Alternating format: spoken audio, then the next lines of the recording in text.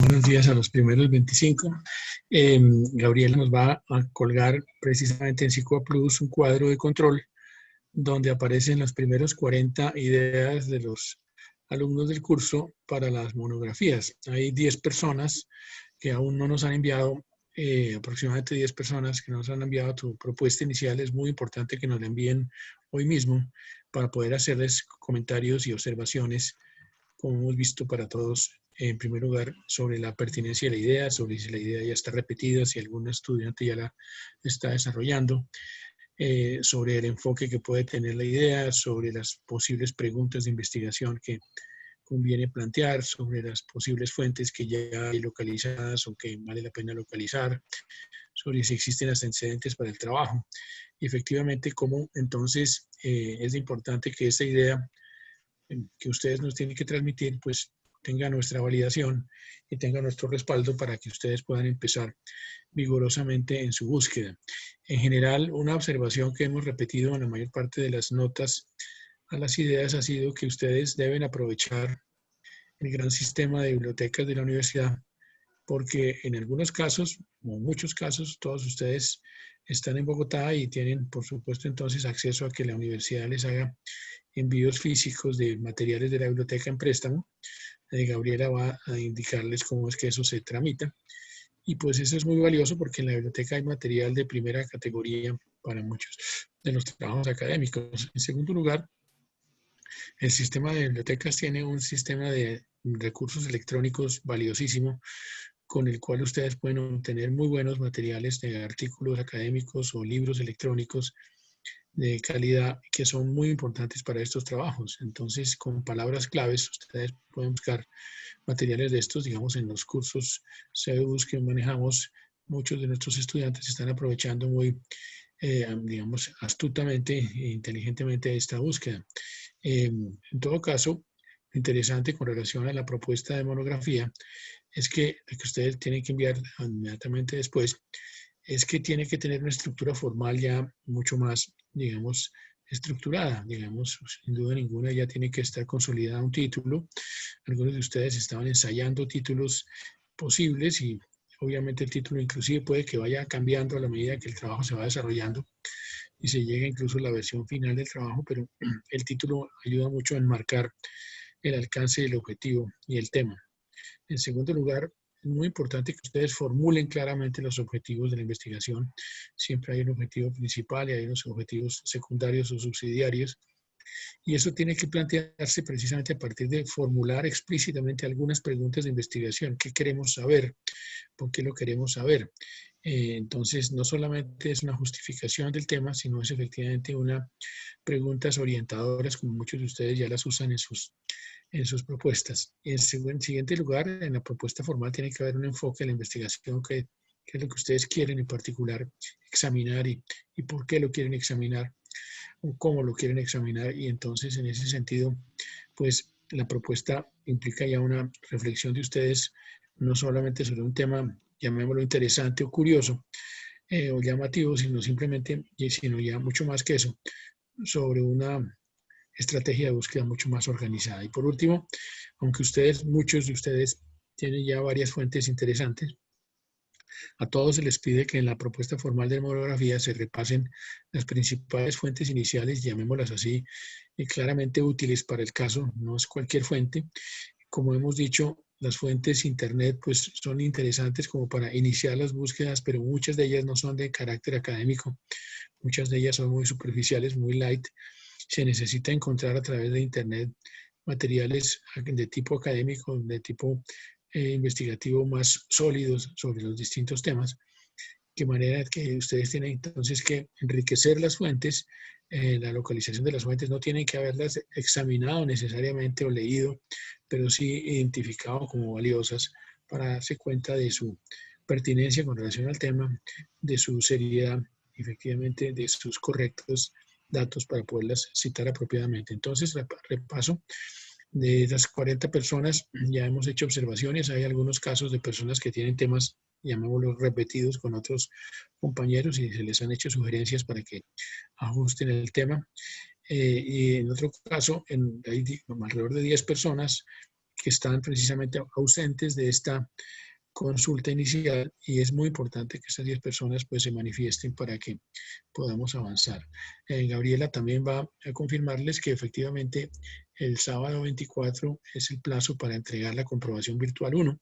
Se aclara que no es hoy, sino que es el sábado 24, pasado mañana, de manera que tienen todavía 2 días para concluir esa lectura y esa escritura de esas respuestas a la comprobación virtual de lectura. Se recuerda que la comprobación virtual de lectura tiene que ser enviada en Word y no en PDF, precisamente para facilitarnos trabajar con los archivos de ustedes, y que tiene que tener efectivamente, tiene que contestar las 2 preguntas que están planteadas, porque la comprobación tiene preguntas y no solamente sobre una lectura. Muy importante en todo caso que en la comprobación ustedes, como en los demás ejercicios, estén haciendo una cuidadosa redacción, una cuidadosa corrección de estilo, que usen una cuidadosa ortografía, y efectivamente que tengan una citación de los artículos que están leyendo que sea ordenada para mostrar que ustedes están aprovechando las lecturas. Bueno, vamos a seguir hoy rematando en primer lugar lo que vimos la vez pasada sobre los desarrollos técnicos principales de, digamos, de la Edad Media, el Renacimiento y luego la Revolución Científica, para rematar en la época crucial de la Revolución Industrial. Vamos a ver en la sesión de hoy entonces una primera parte de diapositivas que tiene que ver con la parte final del siglo XVIII sobre la Revolución Industrial, esencialmente inglesa, y vamos a ver después, hoy mismo, también la primera parte de la sesión que tiene que ver con la introducción a la transformación de la infraestructura en Colombia y la sociedad colombiana. Entonces, algo de lo que hemos visto hasta ahora ha sido precisamente que, no sé cómo está el sonido, Gabriela, ¿está bien? Bien, sí, señor, sí, sin ninguna interrupción. Nuevamente le pido a todos ustedes que levanten la mano, que participen, que enciendan las cámaras, que nos permitamos conocernos, y que efectivamente, otra cosa que Gabriela está colocando hoy en Psicoplus es un cuadro de control de asistencia. Hay algunas personas que no han asistido a varias de las sesiones o a todas. Nos preocupa que no estén asistiendo. También Gabriela va a colocar el cuadro sobre participación en los chats. Es muy importante para que ustedes vean que estamos siguiendo con Gabriela quiénes están participando y qué tan frecuentemente lo están haciendo. Como ustedes saben, eso tiene calificación dentro de la evaluación general del curso.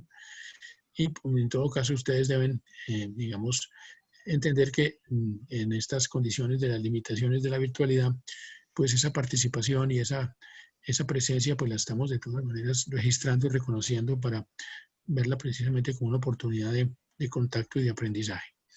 En todo caso, hablando de la revolución industrial, algo de lo que hemos visto en las sesiones anteriores es una transformación de los medios humanos para precisamente modificar las condiciones de vida. Y hemos visto cómo distintas sociedades han utilizado muchísimos recursos naturales, como por ejemplo el agua, muy importante, o la minería, para hablar de 2 de ellas, o la posición con relación a las vías de comunicación acuáticas, por ejemplo, pero sobre todo la utilización de la obra de mano precisamente para poder transformar mediante distintas industrias y distintas organizaciones, pues distintas construcciones. El caso romano pues es muy importante, como ya lo hemos visto la vez pasada, alcanzamos a ver algo de la gran cultura china, que tiene también efectivamente durante mucho tiempo una edad anterior a las máquinas, una edad en la cual hay mucha mano de obra y muy pocas máquinas, y precisamente la revolución industrial en el siglo XVIII es un momento en el cual las sociedades se dan cuenta de que efectivamente es posible, con la introducción de la máquina, un cambio sustancial en las condiciones de producción, de productividad, de tamaño de mercados, de organización social. Entonces, la revolución industrial implica un cambio muy grande de esa artesanía, digamos, que tenía que ver con por ejemplo, con las pequeñas poblaciones, con las pequeñas producciones, con las pequeñas empresas, con máquinas muy simples, con una situación en que a veces el diseñador, el productor, el fabricante y el vendedor estaban en un mismo lugar o en una misma calle, y estaban muy localizados en un mismo pueblo y sometidos como a un mismo control. Nosotros hemos visto cómo los gremios que surgieron en la antigüedad, por lo menos en Roma, ya existían y fueron muy importantes en la Edad Media, y fueron precisamente exterminados por la Revolución Francesa en el siglo XVIII, en el mismo siglo de la Revolución Industrial.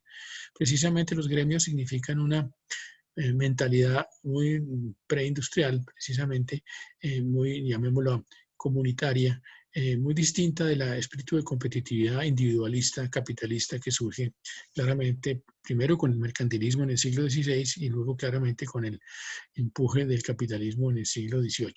Entonces hay muchos cambios, no son solamente cambios tecnológicos, hay cambios ambientales muy importantes. En el mundo preindustrial teníamos efectivamente una naturaleza muy poco cambiada. Algunas industrias primitivas como el vidrio, por ejemplo, habían transformado, digamos, consumiendo muchísimos bosques, precisamente la producción de barcos en sitios como Francia o Inglaterra en el siglo XVI también estaba exterminando los bosques.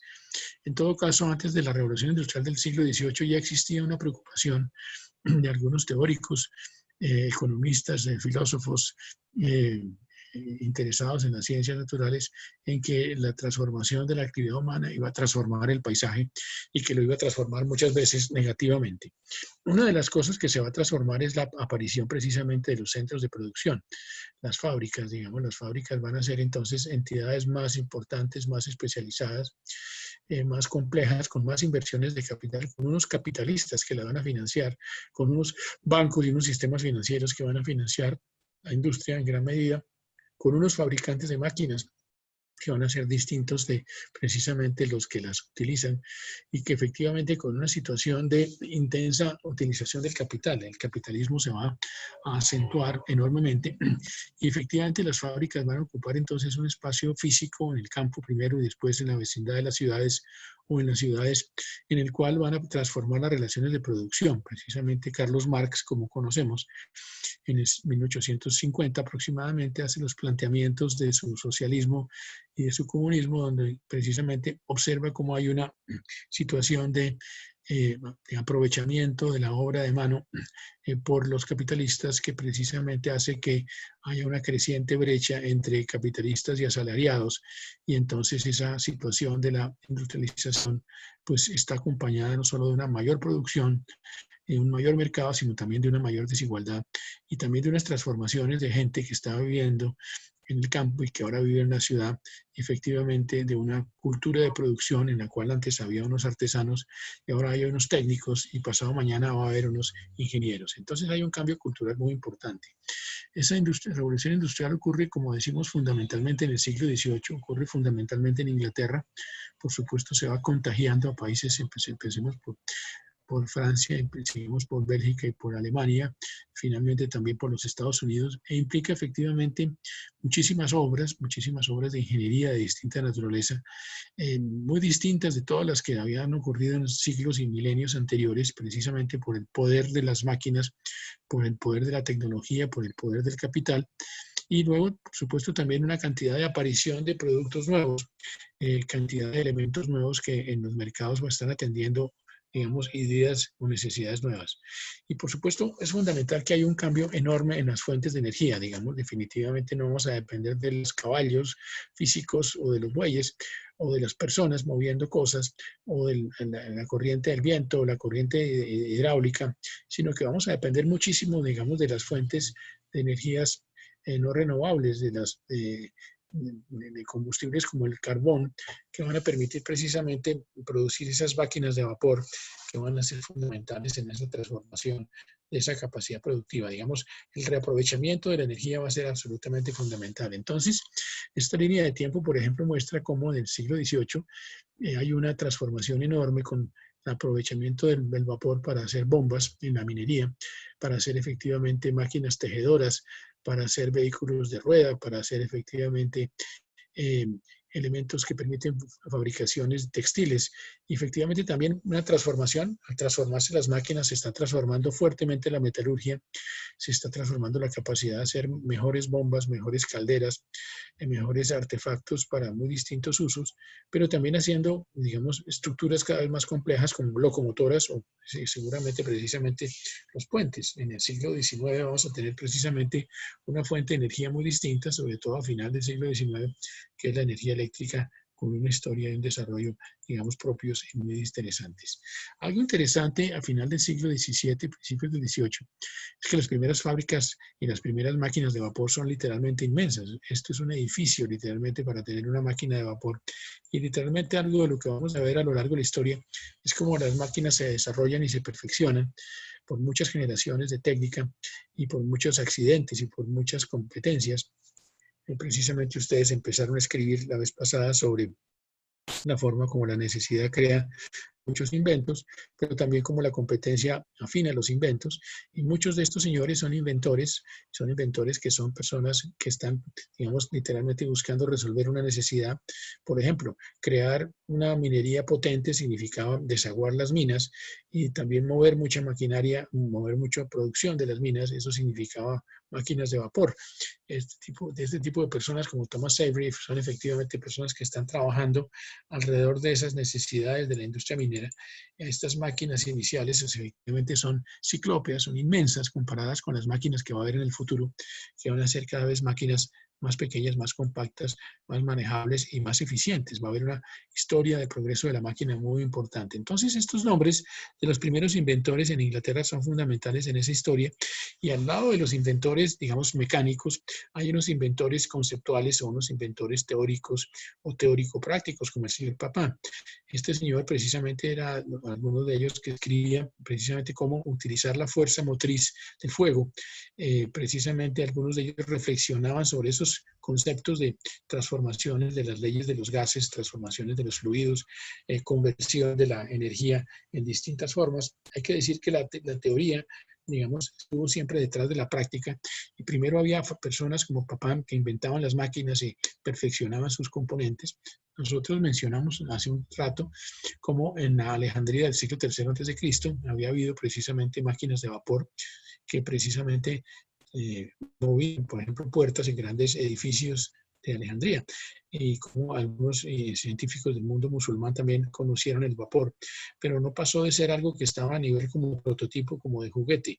Lo interesante en el siglo XVIII es que hay un interés clarísimo en volverlo algo muy útil, y efectivamente entonces se crean una serie de barcos y bombas muy importantes. El señor Papin efectivamente era un médico, pero efectivamente una persona que vivió por varios países, ahí está actividades en varios países, fue sumamente importante. Es interesante entonces esa situación de cómo este señor ve que claramente hay que utilizar la fuerza del vapor para la navegación. Eso va a ser fundamental un tiempo después. Digamos que muchas de las historias que nosotros conocemos de ingeniería tienen que ver con que no hay un solo inventor, sino hay una cadena de inventores múltiples. Alguno de ustedes está trabajando sobre Da Vinci, que fue una especie de protoinventor, inventor inicial, del cual muchos no pudieron seguir sus inventos porque eran muy avanzados para la época o porque eran desconocidos todavía, simplemente quedaron como guardados en unos cuadernos. Digamos, el proceso de difusión de las invenciones es un punto sumamente importante en ese sentido.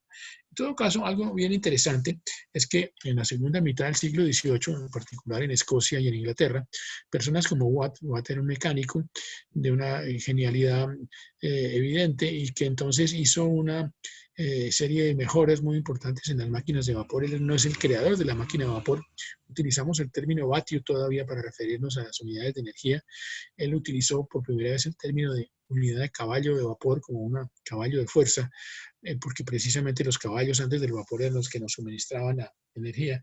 En todo caso, Watt es un prototipo muy interesante de ese mecánico, ingeniero y empresario. Él no estudió ingeniería en una facultad de ingeniería, y digamos que efectivamente muchos de ellos empezaban siendo relojeros o mecánicos, digamos, reparadores de máquinas, y después finalmente se volvían socios. Por ejemplo, Watt y Boulton se volvieron empresarios, empezaron entonces a crear una fundición. Precisamente para esa fundición fabricar máquinas y vender máquinas era un gran negocio, precisamente diseñar y fabricar y vender máquinas. Esa fundición, ese taller de Watt, precisamente en contraste con el taller que no tuvo nunca Da Vinci. Da Vinci no tenía un empresario detrás, Da Vinci no era un empresario. Watt era un ingeniero y un inventor, pero también era un empresario y también tenía, digamos, compradores del mundo financiero que estaban muy interesados en impulsar esos talleres. Entonces, esa mezcla de finanzas e ingeniería, digamos, de ciencias y finanzas, es algo muy importante en esta historia de esa revolución industrial en la Inglaterra del siglo XVIII, como lo hemos mencionado también más adelante, 100 años después, a final del siglo XIX, alguien como Thomas Alva Edison pues va a ser alguien que aproveche a fondo la capacidad financiera para impulsar los inventos. El siglo XVIII, como sabemos nosotros, tiene muchísimos científicos. Hay una revolución científica que arranca desde el siglo XVII. Una de las cosas que interesa más es el conocimiento de la naturaleza. Carlos Linneo precisamente es un gran botánico y zootecnista precisamente del mundo sueco. Es amigo, se escribe por Instagram con José Celestino Mutis, precisamente el papá de la expedición botánica, y clasifica precisamente las especies. Precisamente esto es algo fundamental en el sentido de ese interés enciclopédico profundo que hay en el siglo XVIII por el aprovechamiento de la naturaleza. Hay que conocer, eso es algo que va a heredar a alguien como Francisco José de Caldas, nuestro primer científico. Ustedes vieron entonces la vez pasada que la ingeniería civil y la ingeniería militar son la misma ingeniería por milenios y casi que con la arquitectura, pero se van especializando precisamente por las muchísimas guerras de los siglos XVI y XVII. Y efectivamente en el siglo XVIII ya alguien como Smeaton, que es precisamente un hombre práctico que construye faros y carreteras y canales, propone que haya una ingeniería civil precisamente y crea un grupo precisamente de una sociedad de ingenieros civiles como una especie de reunión de gremios, donde precisamente ellos ya están interesados. Pensemos que Inglaterra en el siglo XVIII, aunque tenía actividad bélica en el exterior, en el fondo el país estaba en un gran desarrollo económico interior y necesitaban pues muchísimas obras públicas. La ingeniería entonces, después de Smeaton, sobre todo con Telford, lo vamos a ver después, Telford es un autodidacta, es un escocés que es un pastor de ovejas que se convierte en el papá de la ingeniería civil de Inglaterra y funda el Instituto de Ingenieros Civiles, y en ese momento entonces ellos están definiendo que la ingeniería ya es una profesión o ya es una ciencia, ya es un arte para dirigir las grandes fuerzas de la naturaleza y utilizarlas en beneficio del hombre. Hay muchas definiciones de la ingeniería, digamos, y son muy dinámicas. Evidentemente con el mercantilismo es muy importante el desarrollo de la navegación. Y efectivamente la construcción de faros es importantísima. Recordemos que desde el faro de Alejandría, desde la antigüedad no se hacían grandes faros, entonces precisamente el señor Smeaton tiene que construir un faro en el cual es muy crítico poder usar un material que se vuelva muy duro, resistiendo la fuerza de las olas, y él redescubre el concreto, redescubre el cemento romano, y digamos que Inglaterra empieza a entrar entonces en un proceso muy interesante de desarrollo de materiales. Aquí hay algunas referencias sobre Smeaton, y precisamente algo de lo que pasa en ese momento con ese interés en el carbón, muchos de los nobles ingleses, de los aristócratas ingleses, consiguen permisos del Parlamento para construir canales en los cuales hay precisamente, siguiendo la historia del canal francés que vimos la vez pasada, el canal de Midi, el sur de Francia, de finales del siglo XVII, los ingleses deciden promover también privadamente canales. Se copia esa idea de la participación público-privada. En Inglaterra hay una participación privada poderosa en la construcción de caminos, de puentes, de puertos, efectivamente de infraestructuras como los canales, y entonces este señor Brindley es uno de esos ingenieros que construye grandes canales para llevar carbón. Precisamente, aquí estamos viendo cómo ellos hacen para el duque de Bridgewater unos puentes. Ustedes ven un viaducto casi que del estilo romano. Ese puente todavía, ese viaducto es de piedra o es de ladrillo, como serían los romanos, pero tiene por encima tiene un canal y tiene unos barcos, y precisamente esa situación de movimiento de cargas es muy importante para conseguir efectivamente una gran competitividad, unos fletes muy, muy económicos. Entonces hay muchos ingenieros ingleses como Jessop, por ejemplo, que precisamente están vinculados simultáneamente a varias clases de ingeniería. Hacen, por ejemplo, edificios, hacen canales, hacen vehículos de tracción. Digamos que no están separadas, no están definidas, por ejemplo, todavía la ingeniería civil de la ingeniería mecánica. La ingeniería mecánica se va a definir o precisar sobre todo en el siglo XIX. Y claro, lo que hemos dicho es que las ciudades como Bristol, después por supuesto Londres, necesitan unos muelles muy importantes, y entonces esas grandes obras portuarias pues van a ser características de ese impulso tan grande que tiene efectivamente Inglaterra en ese sentido. Entonces, efectivamente, la construcción romana anterior era construcción de arcos con estas grandes formaletas, con estas grandes máquinas, digamos que no eran de vapor, eran, digamos, manuales, para poder hacer construcciones en piedra, pero esto sucedió por algo que es una revolución. En 1775 se construye este puente de hierro en la zona central de Inglaterra. Es un puente que tiene 32 metros de longitud, que es una gran longitud, es la misma longitud del tamaño del Panteón de Roma, precisamente. Digamos que este puente está hecho en hierro colado, hierro fundido, que es un hierro al cual se le da la forma con con la geometría del molde que tenemos. Es un hierro que no tiene mucha resistencia todavía, pero permite entonces fabricar distintas piezas que con esta prefabricación, con este mecano, con este Lego, se unen precisamente mediante unas cuñas. Todavía no está inventada la soldadura, todavía no están utilizándose tornillos que se inventan después.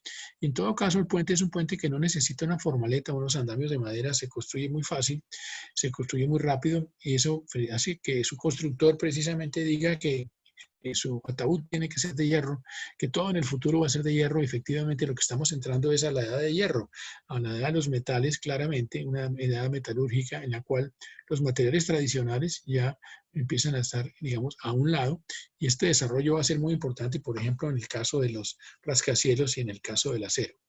Entonces, esas ideas de la revolución industrial se contagian a los Norteamérica. Benjamin Franklin es uno de los padres fundadores de Norteamérica en 1776, un gran inventor del pararrayos, es un tipógrafo, una persona que crea unos institutos donde precisamente hay personas, unas especies de SENA, centros de enseñanza técnica. Él está convencido que es muy importante que el pueblo, que la gente en común conozca las técnicas y se popularicen.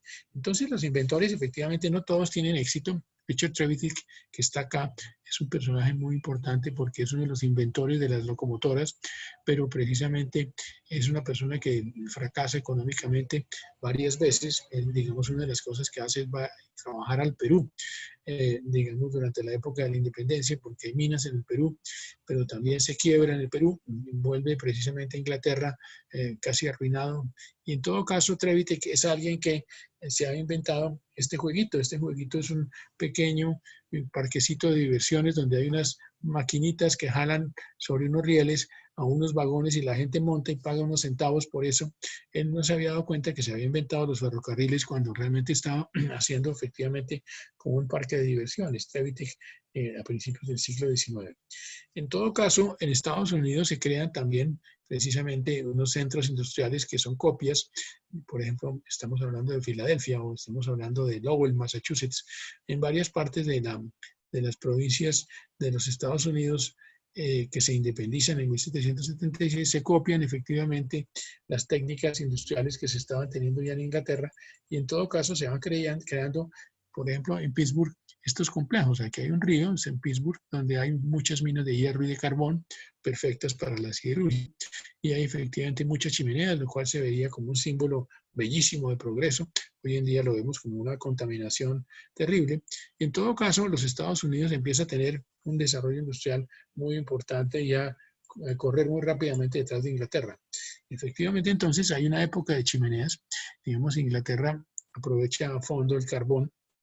Todavía hasta 1980, en la época de Margaret Thatcher, Inglaterra tenía unos sindicatos de carbón poderosísimos, y precisamente, digamos, otros países como Estados Unidos poco a poco empezaron a impulsar mucho más la energía hidráulica en distintas formas. En todo caso, lo que tenemos también es que se está creando una fábrica como una comunidad técnica muy poderosa, con una organización muy importante. En la fábrica hay unos capitalistas que la fundan, hay unos maestros, llamemos industriales, que saben de la técnica de la fábrica, hay unos aprendices. Ya habíamos visto que había aprendices en la época del medioevo, pero nuevamente hay aprendices en la época de las fábricas. Digamos, muchos de estas personas importantes del siglo XIX, digamos, trabajaban varios años como aprendices en fábricas y volvían a la fábrica de la familia y se volvían los dueños de sus propias fábricas. Entonces, estos personajes van llevando precisamente los inventos de un sitio a otro. Digamos, ese hecho de que alguien trabaje en varias fábricas y funde su propia fábrica implica una circulación de conocimientos. Es muy importante. Cuando hablamos del Renacimiento en el siglo XVI, hablamos de los libros o las academias, cómo circulaban los conocimientos, pero en el siglo XVIII y sobre todo en el XIX tenemos ya escuelas técnicas y tenemos efectivamente las fábricas como escuelas. Digamos que una ciudad como Londres tiene ya entonces, en la época en que Bolívar la va a conocer, a principios del siglo XIX, pues un inmenso puerto en las orillas del Támesis con unas grandes dársenas, con unos grandísimos edificios. Son puertos privados, no son puertos hechos por la corona, como hubieran sido hechos en Francia por Luis XIV, y son puertos donde efectivamente hay no solamente grandes muelles, sino grandes edificios y también grandísimos barcos. Algo que es característico también de este momento es que para poder producir mejores máquinas, por ejemplo, producir una bomba que no tenga escapes o una caldera que no tenga escapes, yo necesito máquinas, herramientas, entornos, taladros, fresas, mucho más precisos, digamos. En la antigüedad esto habían sido con máquinas, digamos, de carpintería y con elementos en madera, pero cada vez más trabajamos con elementos de precisión, trabajamos con elementos que permiten efectivamente una mayor contundencia y una mayor eficiencia. Entonces, efectivamente, personas como Whitworth inventan la rosca en los tornillos estandarizados, pues esto tiene una importancia dramática no solamente en la mecánica y en la termodinámica, en las bombas, en la hidráulica, sino por supuesto en la ingeniería, y esto pues hace que Inglaterra sea el taller del mundo. Hay unos grandes martillos, hay unas grandes forjas, digamos, nosotros sabemos que si el hierro en calor le damos golpes, como estamos viendo en este gran martillo, este hierro con golpes en este proceso que se llama forja, pues se produce una pieza de una altísima compactación, de una altísima resistencia, y eso permite efectivamente tener un material mucho mejor. En Inglaterra hay muchas industrias, pero esas industrias se copian en sitios como Massachusetts, cerca de Boston. En 1830, precisamente, está construido este pueblo de Lowell. Lowell era un señor muy importante, un empresario de Boston, que viaja a Inglaterra, copia las industrias y decide hacer un canal. Este es el río Merrimack, aquí él decide hacer un canal para que con ese canal, a lo largo del canal, poner muchas fábricas. Todas esas fábricas se movían por la fuerza hidráulica, eran fábricas de textiles, en su mayoría tenían mujeres y niños de origen irlandés, en su mayoría eran gentes, digamos, literalmente proletarias. Hoy en día esto es un museo industrial importantísimo porque es la primera ciudad industrial que hay en los Estados Unidos y es basada efectivamente en la energía hidráulica. En todo caso, digamos que una de las cosas que desde el siglo XVII hay es academias, hay un interés muy grande en los inventos, en los papers o en las ponencias científicas. Pensemos en Newton, pensemos en la Royal Society, pensemos en Galileo, etcétera, con sus publicaciones, con sus debates.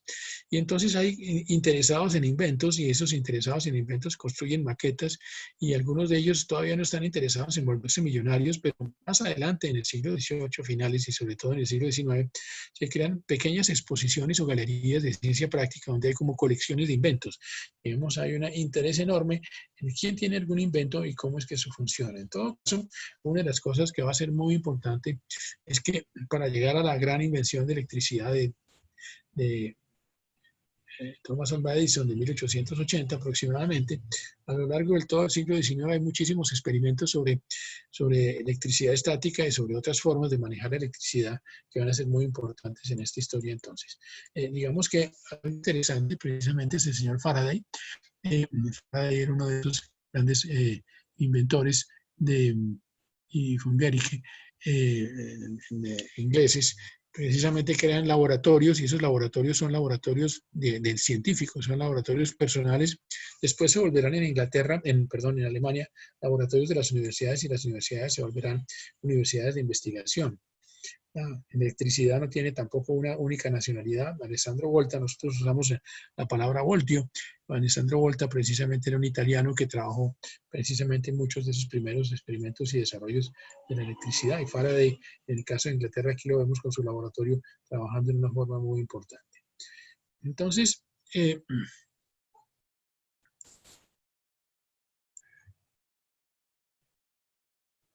precisamente vamos a pasar del caso de la Revolución Industrial General a situarnos en la historia colombiana. Digamos, esta presentación es apenas una parte de dos, donde hablamos en general de cómo es que en Colombia se ha transformado la infraestructura. En esta primera parte precisamente hablamos sobre todo de cómo es que se transformó durante la colonia y durante la república. Entonces, hemos trabajado esta presentación a partir de trabajos que hemos hecho, publicado en la revista Estudios Sociales. Una de las preguntas que nos hemos hecho es precisamente cómo hay una relación entre la infraestructura de transporte del país y su naturaleza social, entre, por ejemplo, los grupos sociales, los grupos étnicos y la misma situación de la evolución de la mentalidad. Colombia ha tenido efectivamente un cambio muy importante al pasar de la mula al avión, no es el caso colombiano solamente, pero en todo caso la pregunta de fondo para toda esta presentación es cómo se relaciona la tecnología y la sociedad. Y en todo caso en esta presentación tenemos elementos diversos que tienen que ver con esa situación de pasar de unos caminos muy simples como los caminos del indio, las formas de trabajo colectivo en el mundo prehispánico, las formas como los primeros colonizadores estaban recuperando las rutas anteriores, como la corona española buscaba combatir, digamos, el maltrato de los indígenas y entonces creó leyes de protección, las leyes nuevas de 1541, y entonces impulsó la esclavitud para proteger a los indígenas y en consecuencia afectando muchísimo pues, a los afrodescendientes, como cosas como la boga en el río Magdalena o los caminos reales significan cómo es que operaba ese poder de los encomenderos en esa época, cómo es que algunos gobernantes empezaron a hacer algunas obras, porque efectivamente existía también un principio de Estado colonial, como hay casos como el Canal del Dique, en el caso de la unión del río Magdalena con la Bahía de Cartagena, que son importantes para ver qué tipo de tecnología y qué tipo de organización social tenían los proyectos. Como una ciudad como Cartagena no es una pieza aislada, sino al contrario corresponde a un sistema de fortificaciones del Caribe, que es un proyecto que tomó varios siglos. Como las comunidades religiosas planean y construyen muy distintas actividades y son precisamente organizadas para precisamente transformar muchísimos elementos del medio habitado. Cómo llega la ilustración y cómo llega la independencia y cómo esas ideas traen entonces algunas novedades con relación a cómo manejar las obras públicas y cómo la República entonces empieza a plantear algunos caminos y cómo esos caminos tienen que ser unos caminos con un interés económico para precisamente activar la producción y la sociedad interior y cómo estamos entonces pasando de una ingeniería sencilla a una ingeniería, digamos, más moderna. Efectivamente, nosotros tenemos en la historia colombiana pues unas épocas muy distintas de gobiernos coloniales en las cuales había unos conquistadores, antes de ellos, por supuesto, unos príncipes indígenas, y después efectivamente unos gobiernos coloniales donde hubo una presidencia. Por ejemplo, fue muy importante el presidente Andrés Díaz Venero de Leyva, por eso tenemos Villa de Leyva, estableció precisamente muchas mejoras en la navegación del río Magdalena. Y efectivamente, después efectivamente vinieron una serie de guerras internas, por ejemplo, con los pijaos, una época muy importante de producción de oro. En el siglo XVII, Colombia era el país productor de oro del mundo, pero finalmente en el siglo XVIII se crea el virreinato de la Nueva Granada y los virreyes poco a poco van entonces haciendo algunas mejoras, en particular los últimos virreyes. Los virreyes van creando, en particular los virreyes en la época de Carlos III y Carlos IV, los virreyes Espeleta, Mendinueta en particular, y Caballero y Góngora, pues van haciendo obras de mejora, pero en alguna medida podemos decir que digamos que durante el largo periodo colonial no hay muchas obras de mejora, más bien hay pocas obras públicas. La pobreza en infraestructura de Colombia tiene que ver con que ha tenido una pobreza, digamos, histórica en muchos otros periodos. Y por supuesto, entonces, examinemos qué había en la época prehispánica.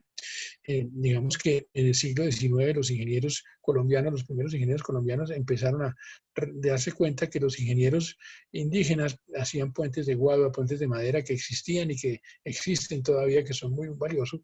Y efectivamente que teníamos también muchos puentes colgantes, puentes de bejucos. Los viajeros, en particular europeos del siglo XIX, con su cámara digital y con su dibujo, con sus grabados, reconocían estos puentes. Y como ustedes están viéndolo, alguna persona está trabajando sobre la arquitectura tairona, precisamente este descubrimiento de la obra de los tairones fue muy tardío, en 1975, el siglo pasado. El profesor Álvaro Soto, antropólogo de la Universidad de los Andes, fue quien descubrió la ciudad perdida. Digamos, muy recientemente nos damos cuenta de la calidad de ingeniería que ellos tenían. Aquí están precisamente sus terrazas, precisamente que significaban crear unas condiciones de habitación y de cultivo que duraran en un ambiente tropical húmedo, porque ahí podía precisamente erosionarse toda esa ladera. Digamos, esos taironas precisamente tenían puentes estupendos como estos que vemos acá en madera, pero digamos de gran calidad en su concepción de ingeniería.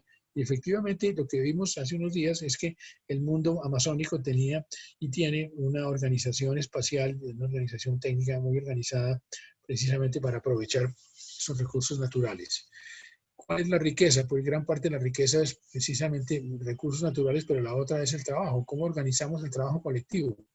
Ahora estamos hablando de mucho de la minga. La minga pues es una colectividad para, digamos, conseguir determinados propósitos, pero antes de la minga pues es un término quechua. En el mundo quechua existe la mita y la mita quiere decir una reciprocidad del trabajo y con esta mita se reconstruían o se construían caminos, puentes, centros administrativos y el Estado cobraba impuestos en forma de mita. Digamos que efectivamente los hombres estaban obligados a prestar el servicio de la mita y en el fondo era una especie de esclavitud, digamos, en términos económicos, sin que se pagara un salario.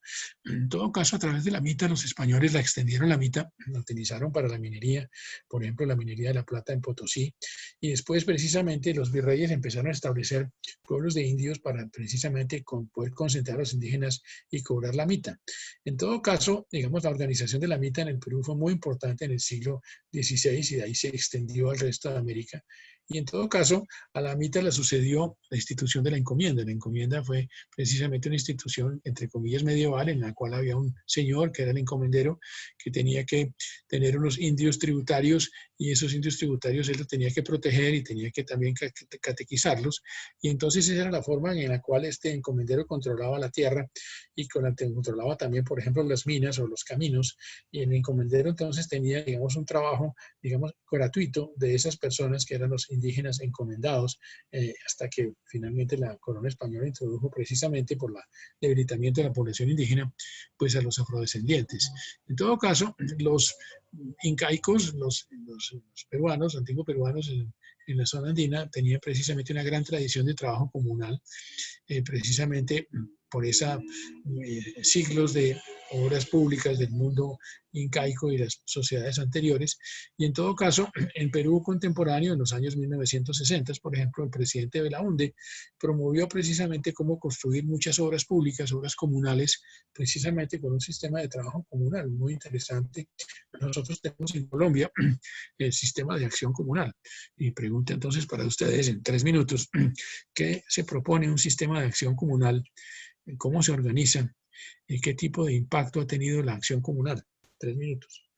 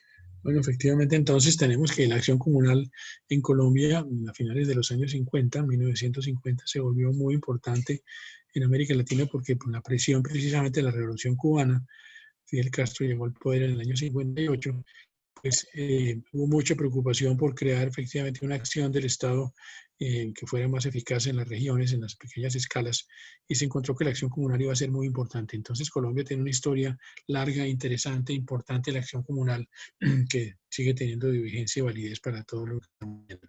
Todo vemos que fuera de tener encomiendas y fuera de tener minería con encomiendas, había efectivamente el surgimiento de las haciendas. Las haciendas tenían trabajo, entre comillas, asalariado, y entre comillas, efectivamente los hacendados necesitaban que hubiera caminos para precisamente poder exportar sus producciones en las haciendas. Digamos que esto es interesante. Alguna estudiante nuestra hizo precisamente el semestre pasado un trabajo, ella en Guaitarilla, Nariño, un trabajo sobre los yanaconas, que precisamente era uno de esos pueblos que eran precisamente del mundo incaico, que fueron trasladados por personas como Belalcázar a Nariño o al Cauca y que existen todavía en Colombia como pueblos, y que precisamente eran como grupos de población especializados en, por ejemplo, cargar o en hacer obras. Digamos, la minga, como estamos viendo, precisamente es una extensión de una cultura de trabajo solidario y no solamente de acción política en la totalidad del continente, y tiene mucho que ver efectivamente con esa acción comunal. En todo caso, los conquistadores y colonos iniciales empezaron a reconocer rutas. Pensemos, el primero de ellos fue Balboa pasando el istmo de Panamá.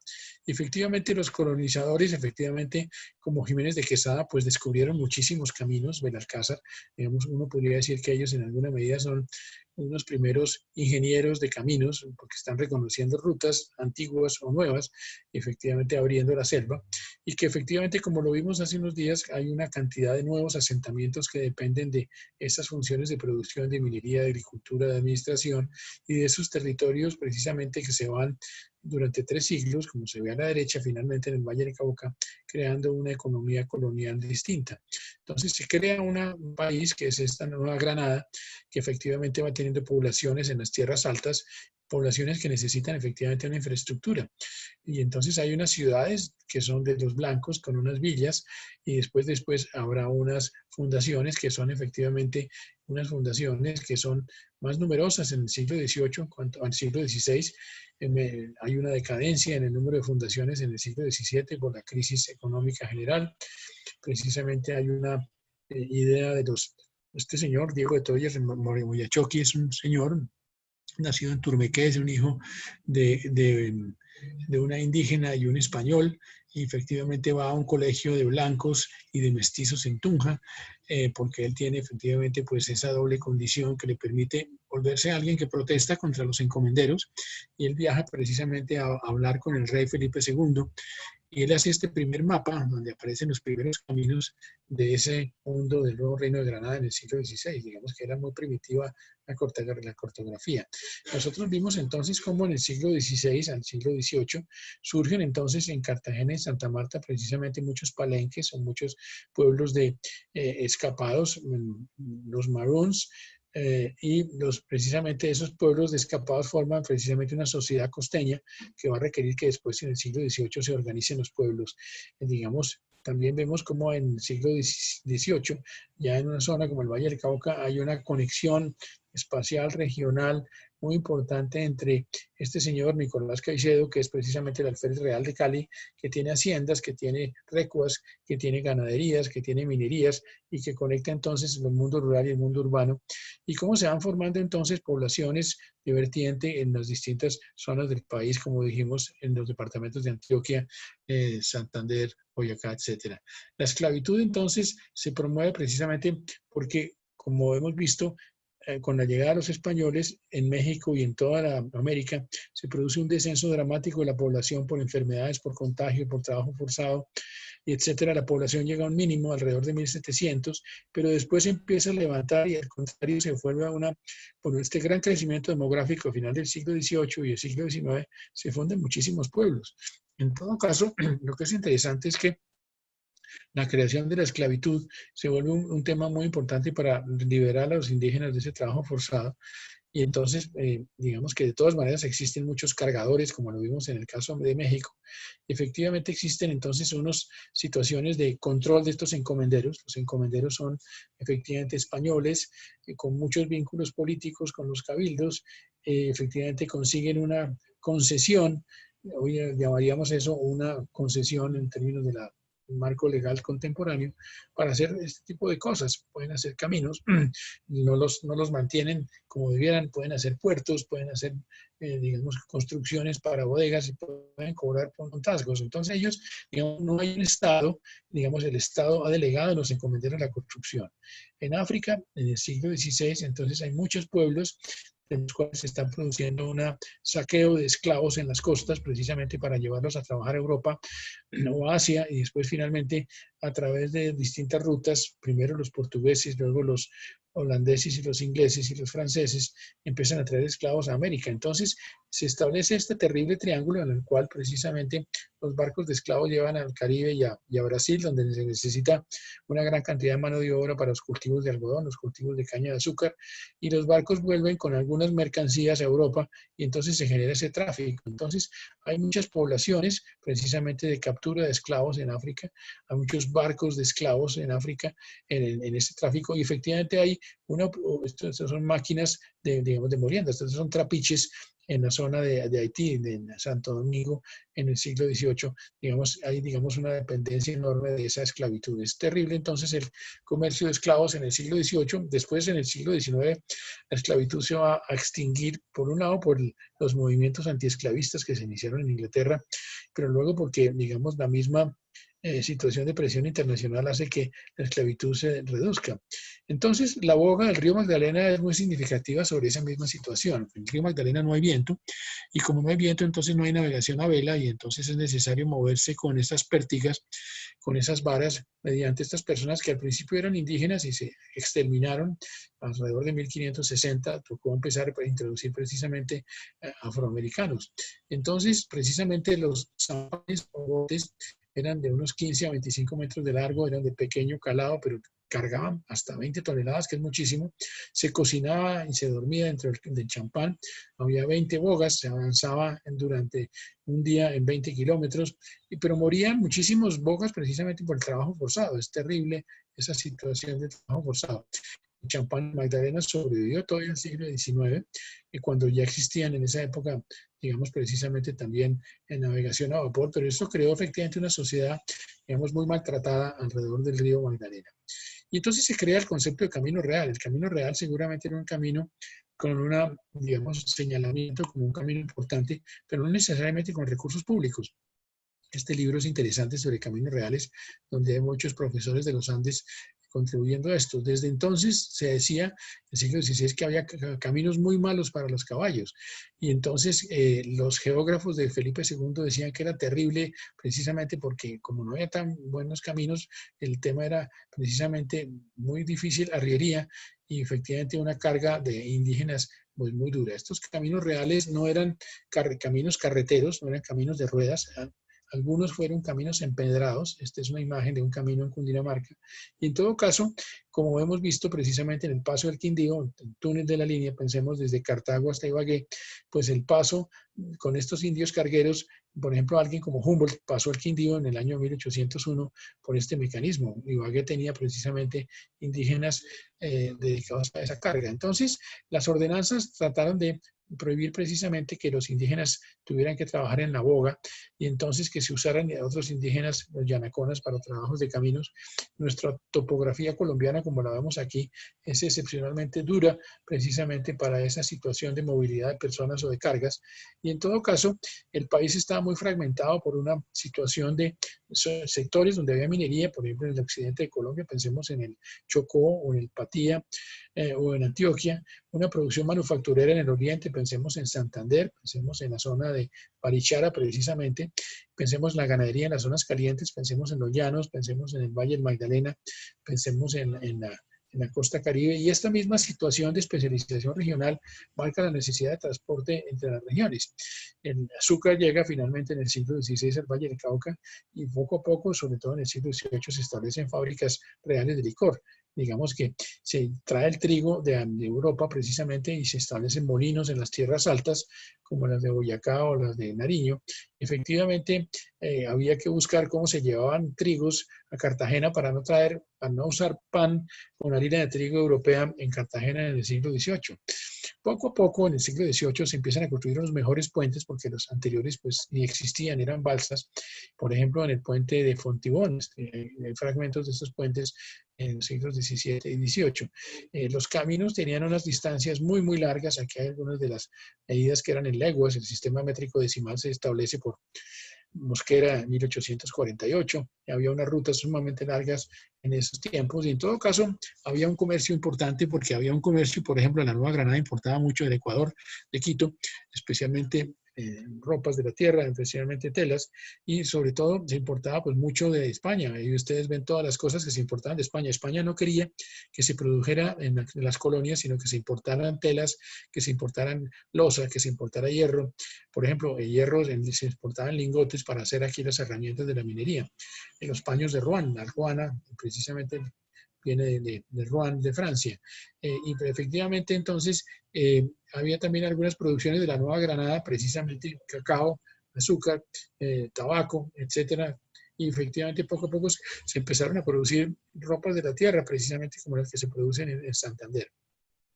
Lo que es interesante entonces es que existen trabajos, la profesora Marta Herrera del Departamento de Geografía de los Andes es una historiadora y geógrafa experta en la historia colonial colombiana y ha hecho unos trabajos muy interesantes sobre cómo se movían los caminos, por ejemplo, entre la zona de Popayán, por Guanacas y el Huila, y cómo se pagaban entonces derechos y cómo se mantenían esos caminos. En todo caso, pues era más fácil la comunicación a lo largo del Valle del Cauca y el río Cauca por la naturaleza de la topografía de la región que a través de la zona interandina. Y entonces, por eso los pasos a través de las cordilleras eran críticos y, por supuesto, uno de los pasos críticos era el paso del Quindío, o digamos, evidentemente, donde está Ibagué, o también, por ejemplo, los pasos del Herveo en la zona precisamente de Manizales. Digamos, lo que es interesante entonces es que los caminos de herradura tenían efectivamente una situación de que eran muy mal mantenidos, se abrían alguna vez y se volvían a llenar de selva, que en todo caso los costos eran muy grandes para el transporte y que entonces había unas poblaciones de cargueros en algunos lugares, en ciudades como Cartagena, que eran muy distintas por la comunicación marítima y su conexión con el Caribe y Europa, pues tenían una organización de comerciantes que querían promover caminos. Digamos, aquí hay algunas referencias sobre algunos caminos coloniales en la Nueva Granada que precisamente muestra cómo la Real Audiencia quería hacer precisamente para la conexión entre Bogotá y Honda un camino de recuas. Y entonces, precisamente, por ejemplo, se utilizaban presidiarios para el camino. Esa utilización de los presidiarios ha sido histórica en toda la historia de la humanidad, en la infraestructura, para muy distintos tipos de obras. En todo caso, lo interesante es que los que construían el camino eran unos encomenderos, no había un ministerio de obras, no había una organización pública oficial. Y efectivamente, en todo caso, lo que es interesante es que se establecían privilegios de navegación. Por ejemplo, en el año 58, precisamente Olaya y Alcocer, los mismos que habían hecho el camino de Honda a Bogotá, tenían el privilegio para navegar el río Magdalena con esclavos negros. Y efectivamente, entonces, ese control de los peajes, ese control de los caminos, pues era un monopolio que creaba efectivamente unas situaciones, digamos, eh, de competencia. Hoy en día, cuando hablamos de las obras públicas y hablamos de las asociaciones público-privadas y hablamos, por ejemplo, de la ANI, Agencia Nacional de Infraestructura, cuando hablamos de la estructuración de proyectos de infraestructura, tenemos que hablar de cómo se decide quién hace un proyecto, con qué recursos los hace, cómo se negocian las condiciones entre el que hace un proyecto y los riesgos que toma y la forma como cobra por hacer su proyecto. Entonces, digamos que lo que es interesante, por ejemplo, este señor Salazar, que era de Popayán, tenía el beneficio del camino entre Popayán y el Huila. Efectivamente, el camino estaba tan mal mantenido en el final del siglo XVIII, pues que se entregaban fondos de la Caja Real para mejorarlo, digamos, de los fondos públicos de la ciudad de Popayán. En todo caso, lo que es interesante es que también había una muy precaria instrucción técnica sobre cómo es que habían que hacerse los caminos, técnicamente cómo se tenían que hacer sus trazados o su anchura o cómo tenía que manejarse para poder resistir las crecientes. En todo caso, había algunas normas, por ejemplo, esta norma de 1778 que tenía que ver con instrucciones de cómo cuidar los caminos públicos. Digamos, esto es interesante porque antes de la revolución industrial y de la ingeniería moderna, de todas maneras existía una organización pública o privada alrededor de cómo hacer los caminos. ¿Qué recursos se usan en un camino? ¿Qué utilidad representa un camino? El costo lo tienen que pagar los de los pueblos vecinos, decían estas reglas, y también pueden contribuir los recursos públicos o la gente puede poner plata ella misma. Y en todo caso, los vecinos tienen que ayudar a impulsar la obra. Digamos, esto es un principio que es efectivamente universal y que tiene que ver con esa debilidad del Estado general, que el Estado que no tenía capacidad fiscal o logística para hacer eso, y eso cambió dramáticamente, sobre todo en el siglo XX, como lo vamos a estar viendo. En todo caso, los contribuyentes podían contribuir con trabajo o con alimento o con carnes, como estamos viendo ahí. Efectivamente, tenía que haber directores de las obras que todavía, por supuesto, no eran ingenieros. La ingeniería se va a demorar en aparecer en esta región y tenía que ver entonces con experiencia de las personas encargadas de las obras. Tenía que haber un análisis de con dónde hacer puentes, cómo dividir el camino en sectores para poderlo desarrollar por etapas, y tenía que ver exactitud, integridad y eficiencia. Eran principios que estaban, digamos, en esta norma. Es interesante. Entonces, es claro que las obras no se pueden hacer todas de un tirón, necesitan hacerse por partes y que cada parte necesita, aquí las llaman suertes, necesita un plano y ese plano te necesita un análisis de cómo, por ejemplo, no solamente hay un camino, sino hay unos puentes y además hay unas ventas o mesones. En todo caso, cómo tiene que haber una anchura de las vías y cómo tiene que efectivamente evitarse, hacer que la anchura tiene que ver con esa eficiencia. ¿Cómo tiene que haber entonces efectivamente una situación en que se imponen los recursos, se imponen efectivamente las tarifas o los peajes? En otras palabras, de lo que estamos hablando es que en un momento como en el siglo XVIII, en la Nueva Granada, hay una natural necesidad de unos reglamentos de planeación, ejecución, control, operación y mantenimiento de las obras públicas, y eso es parte general de ese tema. Entonces, tenemos unas ciudades pequeñas, las otras ciudades de América Latina en la colonia eran mucho mayores, pensemos en Río de Janeiro, Ciudad de México eran las mayores, Bogotá era comparativamente muy chiquita. En todo caso, lo que tenemos, Bogotá tenía 20.000 habitantes, Ciudad de México tenía 112.000 habitantes. Y en todo caso, los virreyes en la segunda mitad del siglo XVIII ya en el fondo son personas mucho más educadas y mucho más formadas como funcionarios públicos, algunos de ellos con experiencia en otros países, como por ejemplo Speleta había estado en Cuba y fue el que hizo precisamente el Puente del Común, muy importante, y mejoró precisamente el camino desde Santa Fe al Puente del Común. Entonces, estos virreyes fueron muy importantes. Entonces, por ejemplo, el virrey Solís, al abrir el camino de Bogotá a los llanos, y digamos, efectivamente, mejor gobierno significa posiblemente mejores obras públicas. Entonces, ese mapa de Colombia significó una mejor conexión en las zonas andinas.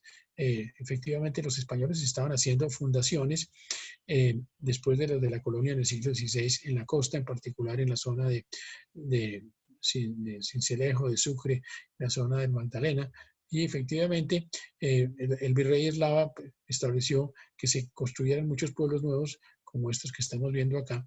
Muchas de las poblaciones, por ejemplo, Montería, por ejemplo, Lorica, por ejemplo, Sincelejo, son fundadas precisamente en el siglo XVIII dentro de ese espíritu de la corona de formar efectivamente una organización más manejable de las poblaciones que ya existían. Y el Paso del Quindío, como lo conocemos, recientemente se inauguró el túnel de la línea. El Paso del Quindío ha sido uno de los obstáculos históricos de las comunicaciones colombianas y en todo caso distintos vecinos han participado en esas propuestas de mejora. Había efectivamente entonces unas historias sobre el cabildo de Cartago y el cabildo de Ibagué interviniendo y cómo se construían entonces esos puentes, ya unos puentes muy avanzados para la época, en madera y con cubiertas para proteger precisamente con la cubierta la pudrición de la madera. Digamos, es interesante en el caso de Bogotá Villavicencio, en un trabajo que hicimos con un estudiante, cómo entonces durante 200 años, hasta 1760, que se abrió un camino ganadero por el virrey Solís, literalmente entonces hay una situación de abandono de la corona española de los llanos orientales y solamente por cuestiones de lucha fronteriza con Portugal se decide hacer un camino que sirve después para volverlo un camino ganadero muy importante. Sin embargo, los jesuitas estaban en el llano, en Casanare, habían fundado muchas misiones y efectivamente ellos tenían efectivamente una ganadería importante. Nosotros sabemos, vamos a verlo más en la historia de la infraestructura urbana, cómo había efectivamente unas mejoras urbanas también, no solamente mejoras de caminos, sino mejoras en las ciudades, puentes en las ciudades. Efectivamente, por ejemplo, en 1662 se utilizaban para mejoras en Bogotá muchos indígenas de los pueblos circunvecinos, literalmente en pueblos de los encomenderos ponían. Y en todo caso, lo que es interesante es efectivamente, en el siglo XVIII, en una ciudad como Bogotá se empiezan a hacer acueductos, se hace un empedrado en la Plaza Mayor y efectivamente entonces se empiedra, se pone en pavimento la calle Real, la carrera séptima, 1789. Solamente a finales del siglo XVIII se hace un primer plano de la ciudad, fíjense ustedes, 1791. Y en todo caso se crea un coliseo, un teatro, después va a ser vecino del Teatro Colón, 1793. Lo que es interesante entonces es que una ciudad como Santa Fe de Bogotá, una colonia como Nuevo Reino de Granada, tenían muy pocas obras públicas, muy tardías hechas durante la colonia y unas muy raras y muy escasas como este puente del Común que estamos viendo aquí, precisamente en las inmediaciones de Chía. Entonces se establecían fondos como este que se llamaban fondos del camellón, el camellón es el camino, y precisamente se le cobraban peajes a las recuas que estaban cargadas de telas y frutas, y entonces a través de eso, digamos, las haciendas además también tenían que permitir que se le sacaran maderas a sus bosques para poder facilitar la construcción, digamos, de las obras que iban a beneficiar las maderas. Los impuestos que se recibían entonces en esa época eran, digamos, era una situación muy pobre, había muchos impuestos, pero muy mal recaudados, y había, entonces, algunos de ellos eran pasos de ríos y peajes, derechos de bodegas. Digamos que hoy en día, cuando hablamos de la financiación de las obras públicas, sabemos que los dineros que manejan los peajes, los dineros que manejan los concesionarios son dineros absolutamente inmensos. Digamos, eso se ha modificado fundamentalmente entonces. Entonces, los virreyes efectivamente hicieron mejoras, se creó una escuela de dibujo en Bogotá, se mejoraron los acueductos poco a poco, se empezaron a introducir carretas de bueyes, fíjense ustedes. Solamente carreta de bueyes en 1840, es como si no hubiéramos entrado a la edad de la rueda, sino muy tardíamente. Vamos a ver precisamente la historia de cómo el señor Macadam, alrededor de 1820, precisamente en Inglaterra y Escocia, empezó a utilizar un sistema de pavimento que no era con piedras, sino era con arena y con arcilla compactados para formar un pavimento, digamos, más fácil de recorrer por las cabalgaduras o por las personas y sobre todo por los carruajes. Y el primer camino que se macadamizó fue hecho por los señores de la Torre, que eran los contratistas, hasta Facatativá. Costó tanto el camino que lo llamaban un camino de terciopelo, tenía 8 metros de anchura, fue, digamos, la primera carretera moderna de Colombia en 1850.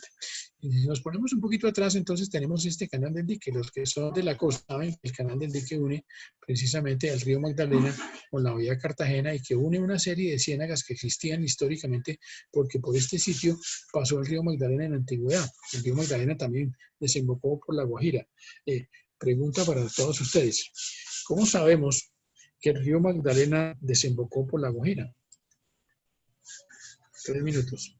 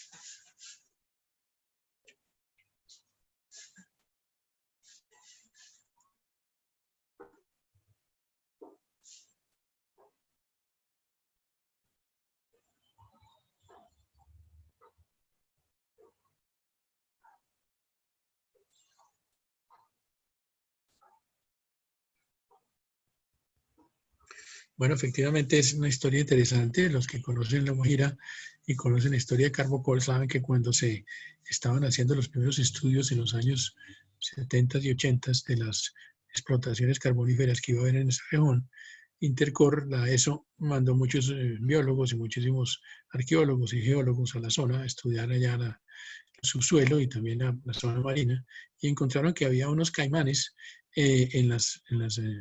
unos caimanes de origen fluvial, unos caimanes como los caimanes del Magdalena, precisamente allá en la costa de La Guajira. Y esos caimanes pues eran de origen no del mar exterior, no del mar Caribe, sino del mar interior. Sin duda ninguna, la condón del Valle del Cesar y la Alta Guajira empataban porque esa zona efectivamente fue la forma como desembocó el río Magdalena, pues en edades geológicas muy anteriores a la época en que ahora estamos viendo que desemboca en el Canal del Dique. Esta historia entonces del siglo XVII tiene que ver con que el gobernador de Cartagena, que está acá precisamente Zapata de Cárdenas, que había trabajado como militar en Flandes, en Holanda, y que conocía los canales de Holanda, en las guerras precisamente en las guerras entre Holanda y España, había visto cómo era importante hacer canales y él planteó entonces obligar a los encomenderos, obligar a los conventos, obligar a los hacendados, a todo el mundo a poner algo de plata o algo de esclavos y hacer en muy pocos meses, a pico y pala, una unión de todas estas trochas y al este gran canal. Hicieron precisamente un dique aquí, hicieron precisamente una compuerta, por eso se llama el Canal del Dique, y esto sirvió para comunicar fácilmente a Cartagena con el río Magdalena, evitar el paso por bocas de ceniza y darle una ventaja competitiva muy fuerte a Cartagena. Esto hizo que Barranquilla se demorara mucho hasta el siglo XIX en levantar cabeza, en volverse una población importante, y precisamente después de Barranquilla, con la construcción de las obras de Boca de Ceniza y su puerto, pues se volvió una competencia muy importante para Cartagena. Lo que es interesante entonces en esta historia, que está aquí en algunos informaciones, como precisamente era muy importante tener algo que no fuera un camino de herradura, sino un camino de barcas, y precisamente Zapata de Mendoza, el gobernador, fue el que, digamos, puso sus propios sueldos y puso su firma particular como fianza de un empréstito para hacer la obra. Es interesante, 2.000 trabajadores, y el trabajo de 130 kilómetros se hizo en 6 meses y se terminó sumamente rápido, lo cual muestra que una obra pública o una obra importante no tiene por qué ser lenta o demorada, y al contrario pudo ser una obra muy, muy rápida. En el siglo XIX la obra se convirtió en una obra que sirvió para la navegación a vapor. Después vamos a ver cómo aparece eso en la historia colombiana de una forma muy importante. Ya vimos hace un rato en la Revolución Industrial cómo el vapor, el señor Papin, a principios del siglo XVIII, plantea cómo usar barcos de vapor, pero esos barcos no se desarrollan sino un siglo después, donde se desarrolla el señor Fulton, precisamente en Nueva York. Nos patenta, hace unas pruebas de navegación en el río Sena en París, precisamente un amigo del general Santander y de Bolívar, que es el señor Elbers, que es un judío alemán, les pide el permiso para tener desde 1823 navegación a vapor en el río Magdalena, y eso es una transformación sumamente importante que vamos a mirar. ¿Qué pasa entonces en el Caribe? El Caribe precisamente tiene una serie de piratas muy tempranos que asaltan a las distintas ciudades, y entonces hay muchos sistemas de ciudades fortificadas que son, algunas de ellas son españolas, pero otras de ellas también son las ciudades, digamos, que son de francesas o inglesas, porque hay, ustedes ven aquí en Haití, por ejemplo, en Willemstad, holandeses, hay muchas ciudades, hay sistemas fortificados muy grandes, digamos, los sistemas españoles empezaron en el siglo XVI y siguieron hasta el siglo XVIII, pero hay otros sistemas hechos por otros ingenieros de distintas nacionalidades en esa época. Muy importantes los hermanos Antonelli y Juan de Herrera, precisamente en la historia de Cartagena. Usted aquí precisamente el movimiento surgimiento de las flotas españolas, precisamente cómo llegaban precisamente a atender a La Guaira, a Cartagena, a Portobelo, a Honduras, a Veracruz, a La Habana, a Santo Domingo, a San Juan de Puerto Rico y volver a España. Y precisamente entonces esa posición de La Habana, muy parecida a la posición de Cartagena, en la boca de una bahía, esta es la bahía interior, hizo como en Estambul, como en Constantinopla, que hubiera unas cadenas en estos sitios para trancar. En Cartagena existía una cadena en Boca Chica y los españoles empezaron a construir unos castillos en la boca de la bahía, se demoraron en fortificar a La Habana, y efectivamente Santiago de Cuba, que es otro puerto muy importante en Oriente de Cuba, también tenía una condición de castillos que controlaba su entrada de la bahía, muy importante esa situación. Santo Domingo, en República Dominicana, ciudad a la final de un río, precisamente tenía también sus fortificaciones y en todo caso muchas ciudades españolas en América se fortificaron, muchísimas. Ustedes ven aquí todos esos fuertes en todas estas ciudades eran muy importantes. San Juan de Puerto Rico tiene una bahía muy interesante como la de Cartagena con muchísimos fuertes y efectivamente el Callao en la vecindad de Lima es el puerto que defiende a la ciudad de Lima, fortificado. Lo que es interesante en todo caso es que las distintas fortalezas, estas son las cronologías de Cartagena. Cartagena tiene una historia muy larga, muy interesante de fortalezas, que tiene efectivamente un trabajo de ingenieros con distintas técnicas, con distintos enfoques y con distintas etapas. En todo caso, en un sitio como Panamá, precisamente cerca de la actual ciudad de Colón, estaba la ciudad de Portobelo, donde había una feria que transcurría, todavía en Londres existe Portobelo Road, la feria de una feria que heredó ese nombre, donde las mercancías que venían del Perú pasaban el Istmo de Panamá y entonces se embarcaban a llegar a los galeones al mar Caribe y a Europa. Existía una compañía del Mar del Sur que precisamente hacía comercio en el Mar del Sur. Es interesante, las murallas de Cartagena en parte eran financiadas por los comerciantes de Lima, porque si Cartagena tenía problemas militares y entonces necesitaba hacer unas buenas fortificaciones, pues se afectaba el comercio de Lima. Lo que es interesante entonces es cómo hay una construcción, esta es la feria de Portobelo, donde había efectivamente un comercio muy grande. Ahí había prostitutas, había, digamos, bandidos, había de todo, digamos. Este conjunto de fortificaciones del Caribe que aparece en este mapa de una reunión de patrimonio sobre el Caribe muestra la cantidad tan grande. ¿Por qué era tan importante defender el Caribe? Porque precisamente aquí estaba todo el oro y la plata que estaban saliendo de América. Efectivamente era muy fácil para los piratas o robar ciudades ricas o efectivamente robar flotas importantes y en todo caso eso requirió un sistema de fortificaciones muy, muy importante que tomó tiempo en construirse. En todo caso, aquí ustedes ven en las solas ciudades de Cartagena, ven ustedes la cantidad de fuertes y la cantidad de episodios en que finalmente las fortificaciones de Cartagena sirvieron hasta la independencia y hasta las guerras civiles. Este castillo de San Felipe, que ahora está amenazado por una torre absurdamente construida y licenciada corruptamente en Cartagena, pues era un castillo maravilloso hecho en la segunda mitad del siglo XVIII. Aquí vemos algunos aspectos de ese desarrollo. Rodolfo Segovia, que es miembro del Consejo Superior de la Universidad de los Andes, es un ingeniero e historiador cartagenero, hoy en día es presidente de la Academia Colombiana de Historia. Precisamente él hizo un libro muy interesante sobre estas construcciones ustedes ven aquí los túneles, que eran hechos túneles para escuchar precisamente a través de un túnel, se oye si alguien está excavando un túnel de ataque. Y ustedes vieron cuando veíamos la vez pasada las fortificaciones francesas del siglo XVII, de Luis XIV, pues ese tipo de fortificaciones con estudio balístico fueron las que se estudiaron en Cartagena para tener esa gran distancia entre las fortificaciones, los fosos y los sitios donde el enemigo podía estar situado. Estas etapas de desarrollo de la Bahía Cartagena son muy interesantes porque muestran que Cartagena fue siendo desarrollada gradualmente. Para poderla construir hubo que desarrollar tejerías, ladrillerías, caleras. Los jesuitas eran los dueños de las cales, etcétera, y pues, efectivamente tener unos planos cada vez mejores y más sofisticados hechos precisamente en Europa. Digamos, aquí vemos aspectos de la ciudad de Cartagena. Cartagena tiene, ustedes recuerdan, un sector histórico, el sector amurallado que se cerraba acá. Ese sector estaba complementado por otro sector que se llamaba Getsemaní, que era el barrio popular, que también se cerraba completamente, torpemente hace unos 100 años, se tumbó el sector de la muralla porque se quería, entre otras, ampliar la ciudad o modernizar la ciudad. Hoy en día sabemos que la muralla pues, es un tesoro patrimonial, pero lo que es interesante es que Cartagena se vuelve una especie de extensión de los sistemas de arquitectura militar europeos e históricos. Aquí vemos este puente, ya no existe, era un puente que conectaba precisamente el puente de la Media Luna, la zona donde está el castillo de San Felipe, con la ciudad de Cartagena allá al fondo. Las bóvedas de Cartagena precisamente eran un sector que construyó Arévalo, el gran ingeniero del siglo XVIII, con unos arcos en concreto, pensemos en el Panteón de Roma, que eran resistentes a bombas y precisamente las bóvedas eran para depósitos de municiones. Digamos, lo que es interesante en todo caso es que Arévalo, este personaje que hemos mencionado, fue uno de esos personajes que duró 50 o 60 años a cargo de las obras de Cartagena e hizo obras maravillosas.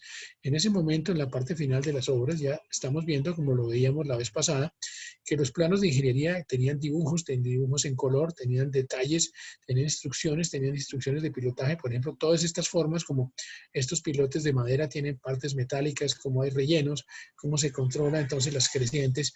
Digamos que alguien como Arévalo lo hizo en Cartagena, es uno de los grandes ingenieros de la historia de Colombia. La escollera, por ejemplo, la escollera es para protegerla al borde marino. Las distintas baterías, los distintos castillos, etcétera, fueron algunas de las obras que él hizo. Y efectivamente se creó en Cartagena una escuela de fortificaciones. Lo que es interesante aquí entonces es que hay una tradición tan grande de, eh, de obras que, digamos, se funda precisamente en 1730 una escuela en Cartagena, es una escuela de ingeniería, una escuela de matemáticas. Algunos de estos ingenieros que pasaban por Cartagena eran ingenieros españoles o franceses o italianos que venían de prestar servicios en África o en Montevideo o en Valparaíso haciendo fortificaciones. Entonces, digamos que hay una especie de circulación del estado del arte internacional. No hay ninguna duda de que Cartagena tenía entonces eh, una ingeniería de nivel mundial en esos siglos XVII, XVIII, que eso fue muy importante. Pero entonces la corona tenía un acuerdo con la iglesia, que se llamaba el patronato, desde el siglo XVI, para en conjunto operar y manejar la colonia, manejar el continente. Las comunidades religiosas tenían que hacer pueblos, tenían que también organizar conventos, organizar escuelas, organizar hospitales, y entonces implicaban una gran, digamos, una gran organización. Este cuadro que viene del libro de Silvia Arango, la historiadora de la arquitectura colombiana, tiene que ver con esa cantidad de conventos que eran las edificaciones importantes de una ciudad como Bogotá o Santa Fe o Tunja, pues eran sus conventos. Entonces, digamos, eran los edificios grandes porque eran edificios con múltiples funciones, pero eran edificios que formaban, digamos, un conjunto urbano significativo. Este, por ejemplo, es Santo Domingo en Cartagena, que precisamente tiene un bellísimo claustro al lado y que eso muestra efectivamente algunos de estos planos eran hechos en Europa. Digamos, existía una academia de arquitectura en Madrid que era la que tenía el monopolio de producir planos de arquitectura porque no había arquitectos en la Nueva Granada para enviar los planos y que aquí se construyeran con esos planos. Digamos que en todo caso, en una ciudad como Bogotá había una serie de conventos en el centro de Bogotá, aquí vemos dónde quedaban esos conventos, y los conventos femeninos eran tan importantes como los masculinos, y los claustros eran muy importantes en estas ciudades. Las comunidades religiosas eran muy importantes no solo en las ciudades, sino en el campo, porque tenían mucho territorio. El convento de Nuestra Señora del Rosario tenía haciendas en todas estas partes, y digamos que eso fue algo que precisamente en el siglo XIX un general como Mosquera quiso romper, precisamente modificar el papel de la iglesia como propietaria, como terrateniente.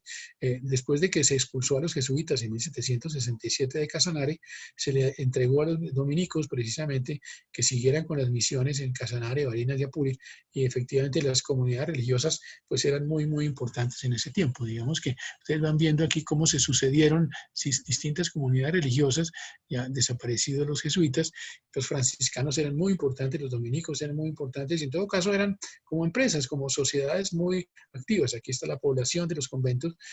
Cuando nosotros vemos que los conventos eran sitios de conocimiento, entre otras de conocimiento constructivo muy importante.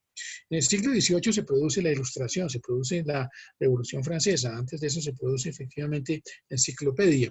Se produce una actitud de racionalismo muy importante que llega a la Nueva Granada a final del siglo XIX y que es precisamente se expresa muchísimo, por ejemplo, en la expedición botánica, como el gobierno de España en la Nueva Granada, pero también en Perú y también en Chile y también en México decide hacer expediciones científicas, mineras o botánicas y entonces empezar a estudiar la naturaleza, porque la naturaleza tiene gran riqueza, y entonces eso empieza a crear un sentido de nacionalismo entre los criollos que participan en esas expediciones. En todo caso, la expedición botánica produce un gran conocimiento de los aspectos geográficos y los aspectos botánicos del Nuevo Reino de Granada. El virrey Espeleta precisamente es uno de esos, digamos, impulsores de la expedición botánica en ese momento.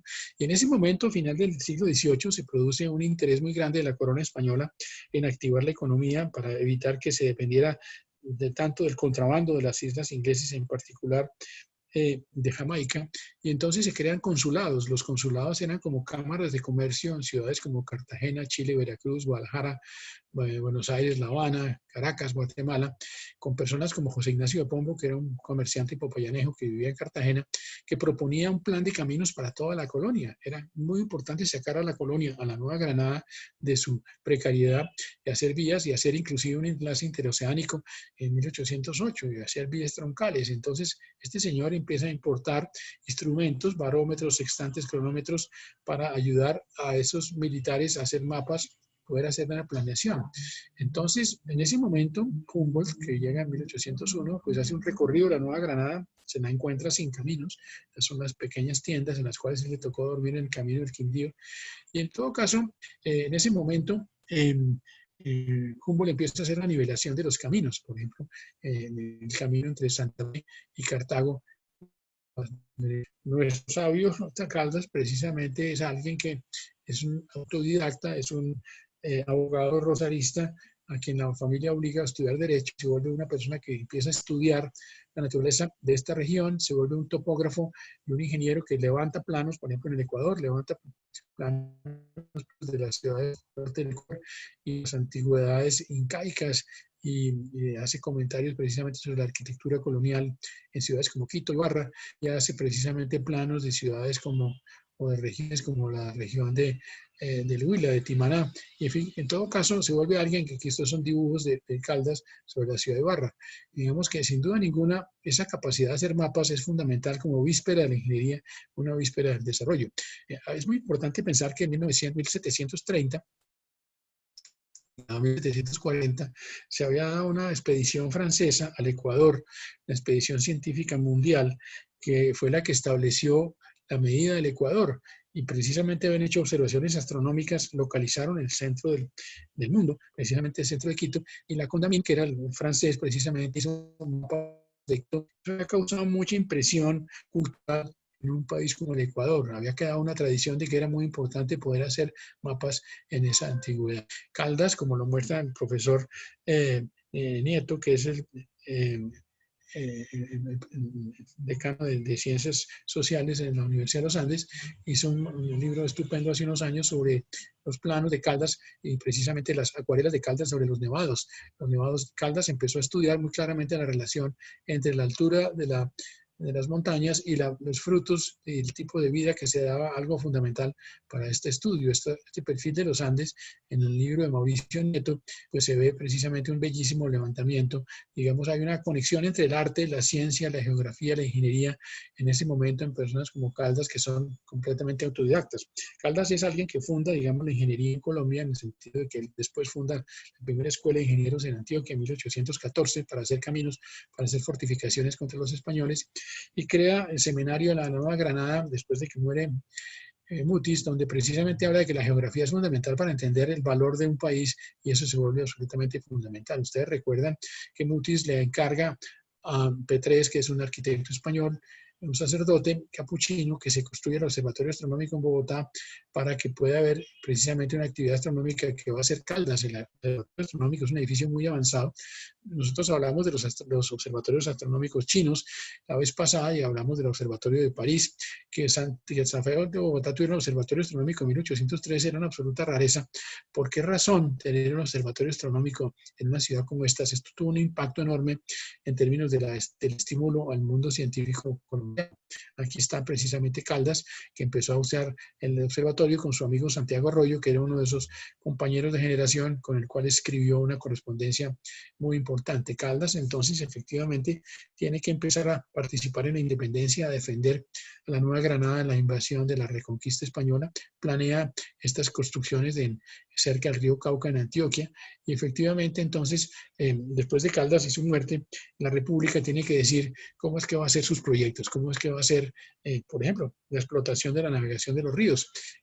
Digamos, se crea precisamente en 1819 la Gran Colombia, después de la batalla de Boyacá, en ese mismo momento, el gobierno de la República, de la Gran Colombia, hace que se creen las concesiones de navegación y obras. Hay una ley del 31 de julio del año 23 que establece que va a haber carreteras y caminos por concesión y canales. Todavía no se hablaba de ferrocarriles, los ferrocarriles no se habían inventado.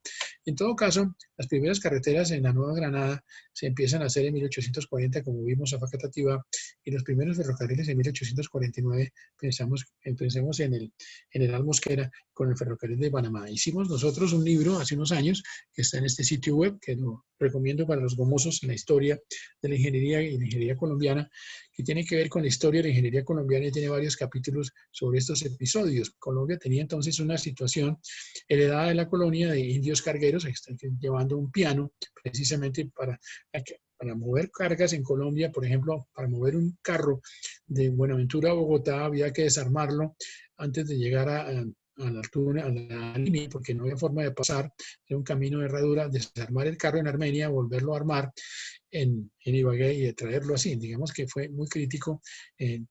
Tuvimos entonces durante mucho tiempo, literalmente, arriería. Sí, camino de Honda a Bogotá es muy importante en esa historia. Hicimos una tesis nosotros en el siglo, precisamente sobre los pueblos antioqueños del siglo XIX, mostrando cómo se formaron pueblos en las distintas regiones colombianas en los siglos XVIII y XIX. Muy importante esa historia. Cómo se ocupó precisamente las vertientes de las cordilleras colombianas para tener poblaciones en ese sentido. Y entonces, en ese sentido, en el siglo XIX se crearon muchas poblaciones nuevas. El señor Parsons era un geógrafo norteamericano que habló precisamente sobre cómo se empezaron a entregar tierras por el gobierno, de tierras baldías, a propietarios, a compradores de bonos de gobierno, a gente que quería fundar nuevos pueblos, a contratistas del gobierno, a gente que quería producir. Efectivamente, esta zona antioqueña, aquí vemos la zona de Medellín, la zona de Sonsón, aquí está Río Negro, Medellín, Fredonia. Estos eran grandes globos de terreno que eran resultado de la adjudicación por el gobierno colonial a unos pocos propietarios antioqueños muy ricos y grandes territorios. Pero esto creaba una gran inequidad y eso implicaba que se empezaron a producir invasiones y ocupaciones de personas de Antioquia, como lo estamos viendo acá, a lo largo de la cordillera occidental, la cordillera central, en el norte del Tolima. Y efectivamente los antioqueños que tenían excedentes de población empezaron a ocupar a través de unos caminos muy malos y sobre todo a través de tumbar el monte, fundando nuevos pueblos. La colonización antioqueña, entonces, es muy interesante. Este resumen muestra que, por ejemplo, en el caso de Caldas, hay unos primeros pueblos como Manizales, fundado en 1849, que se fundan, por ejemplo, pensemos en Salamina. Después entra la producción del café, es muy importante hasta principios del siglo XX, en que impulsa muchísimo el crecimiento de nuevos pueblos. Y solamente a principios del siglo pasado empiezan a competir los caminos de herradura con las carreteras y con los ferrocarriles y con los cables aéreos. O sea que durante mucho tiempo en los pueblos antioqueños predominaron los caminos de herradura, predominó la arriería, predominó efectivamente una situación muy pequeña de tráfico y de carga, pero con la creación del café efectivamente se impulsaron muchísimo tanto las carreteras como los ferrocarriles como los cables aéreos. Finalmente, en los años 25 en adelante, en el siglo pasado se empezaron a abandonar los cables aéreos y empezaron a abandonar los ferrocarriles, digamos, equivocadamente en ese sentido. Y lo que es interesante en todo caso es que el gobierno entregaba mucho terreno para fundar pueblos y efectivamente muchos de los que recibieron tierra grande fueron personas como el mismo general Mosquera o el general Obando en distintos sitios por hacer carreteras que tenía que hacer en el futuro. Pero lo que es interesante es que el activo con lo que tenía que jugar el Estado no era con plata y no era con un Ministerio de Obras Públicas que no lo había fundado, sino con terrenos. Digamos, lo que es interesante, en el caso del Camino del Quindío, precisamente Salento se funda en 1842, el pueblo de Salento que algunos conocerán, que requería que hubiera posadas y posaderos y que hubiera efectivamente unas asignaciones de tierra a las personas. Y en todo caso había unas reglas para cómo hacer unos asentamientos. Pensar en hacer carreteras no era un tema que se pensara aisladamente como un tema de ingenieros, sino era un tema de desarrollo económico de una región, cómo poblar una población, cómo crear un servicio. General Mosquera fue fundamental, precisamente, él crea un colegio militar, una escuela de ingenieros en 1848, trae varios ingenieros a trazar caminos, encarga el ferrocarril de Panamá, lo contrata con los norteamericanos, impone el sistema métrico decimal y efectivamente es un impulsor muy grande de las obras públicas. Él mismo se vuelve contratista después del camino de Cali a Buenaventura. Colombia tenía entonces todavía un tráfico de exportaciones muy chiquito, era la quina y el oro. Mover oro no necesita realmente tractomulas, sino precisamente unas pocas bolsitas. Después el tabaco y la quina se podían mover en mulas y los sombreros, pero solamente en la segunda mitad del siglo XIX, como lo conocen ustedes de la historia económica de Colombia, es que se empieza a mover efectivamente el café. El café requiere una situación distinta. Entonces aquí está Mosquera empezando el Capitolio Nacional, muy significativo que él quería ser un país que construyera. El Capitolio Nacional era en piedra, era un edificio que no se había hecho en la colonia nada parecido, y trae precisamente a Thomas Reed, que era un ingeniero y arquitecto de origen caribeño, danés, que hace, por ejemplo, puentes metálicos como estos en Apuro, es el que hace el Museo Nacional. Digamos que en ese momento, en 1840, en ciudades como Bogotá y Medellín, se estaba apenas introduciendo la rueda. Claro, había habido algunos carruajes del virrey, etcétera, pero digamos, tener una carretera macadamizada, como estamos viendo ya los caminos de la sabana, empiezan a mejorar. En todo caso, por ejemplo, el general Mosquera quiere hacer un camino de ruedas a Buenaventura, importantísima la comunicación con el Pacífico, que era una trocha muy mala, y efectivamente se crean muchísimas leyes. Se crea, por ejemplo, la idea de tener, tomar un empréstito internacional en Inglaterra para mejorar los caminos. Se toman determinaciones sobre cómo contratar ingenieros, etcétera. Y efectivamente ustedes ven aquí algunas de las características sobre cómo se quería que fuera ese camino. Digamos, estamos hablando de 1854, nadie se le estaba ocurriendo todavía en Colombia hacer ferrocarriles, esa fiebre viene inmediatamente después.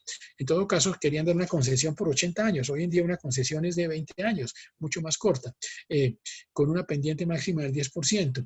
En las carreteras, después, digamos, alcanzaron a tener en Colombia pendientes hasta el 20%, que cupieran 2 carros de frente, que hubiera puentes anchos, que efectivamente una concesión como la que dieron a Mosquera permitió que se empezara la obra del ferrocarril.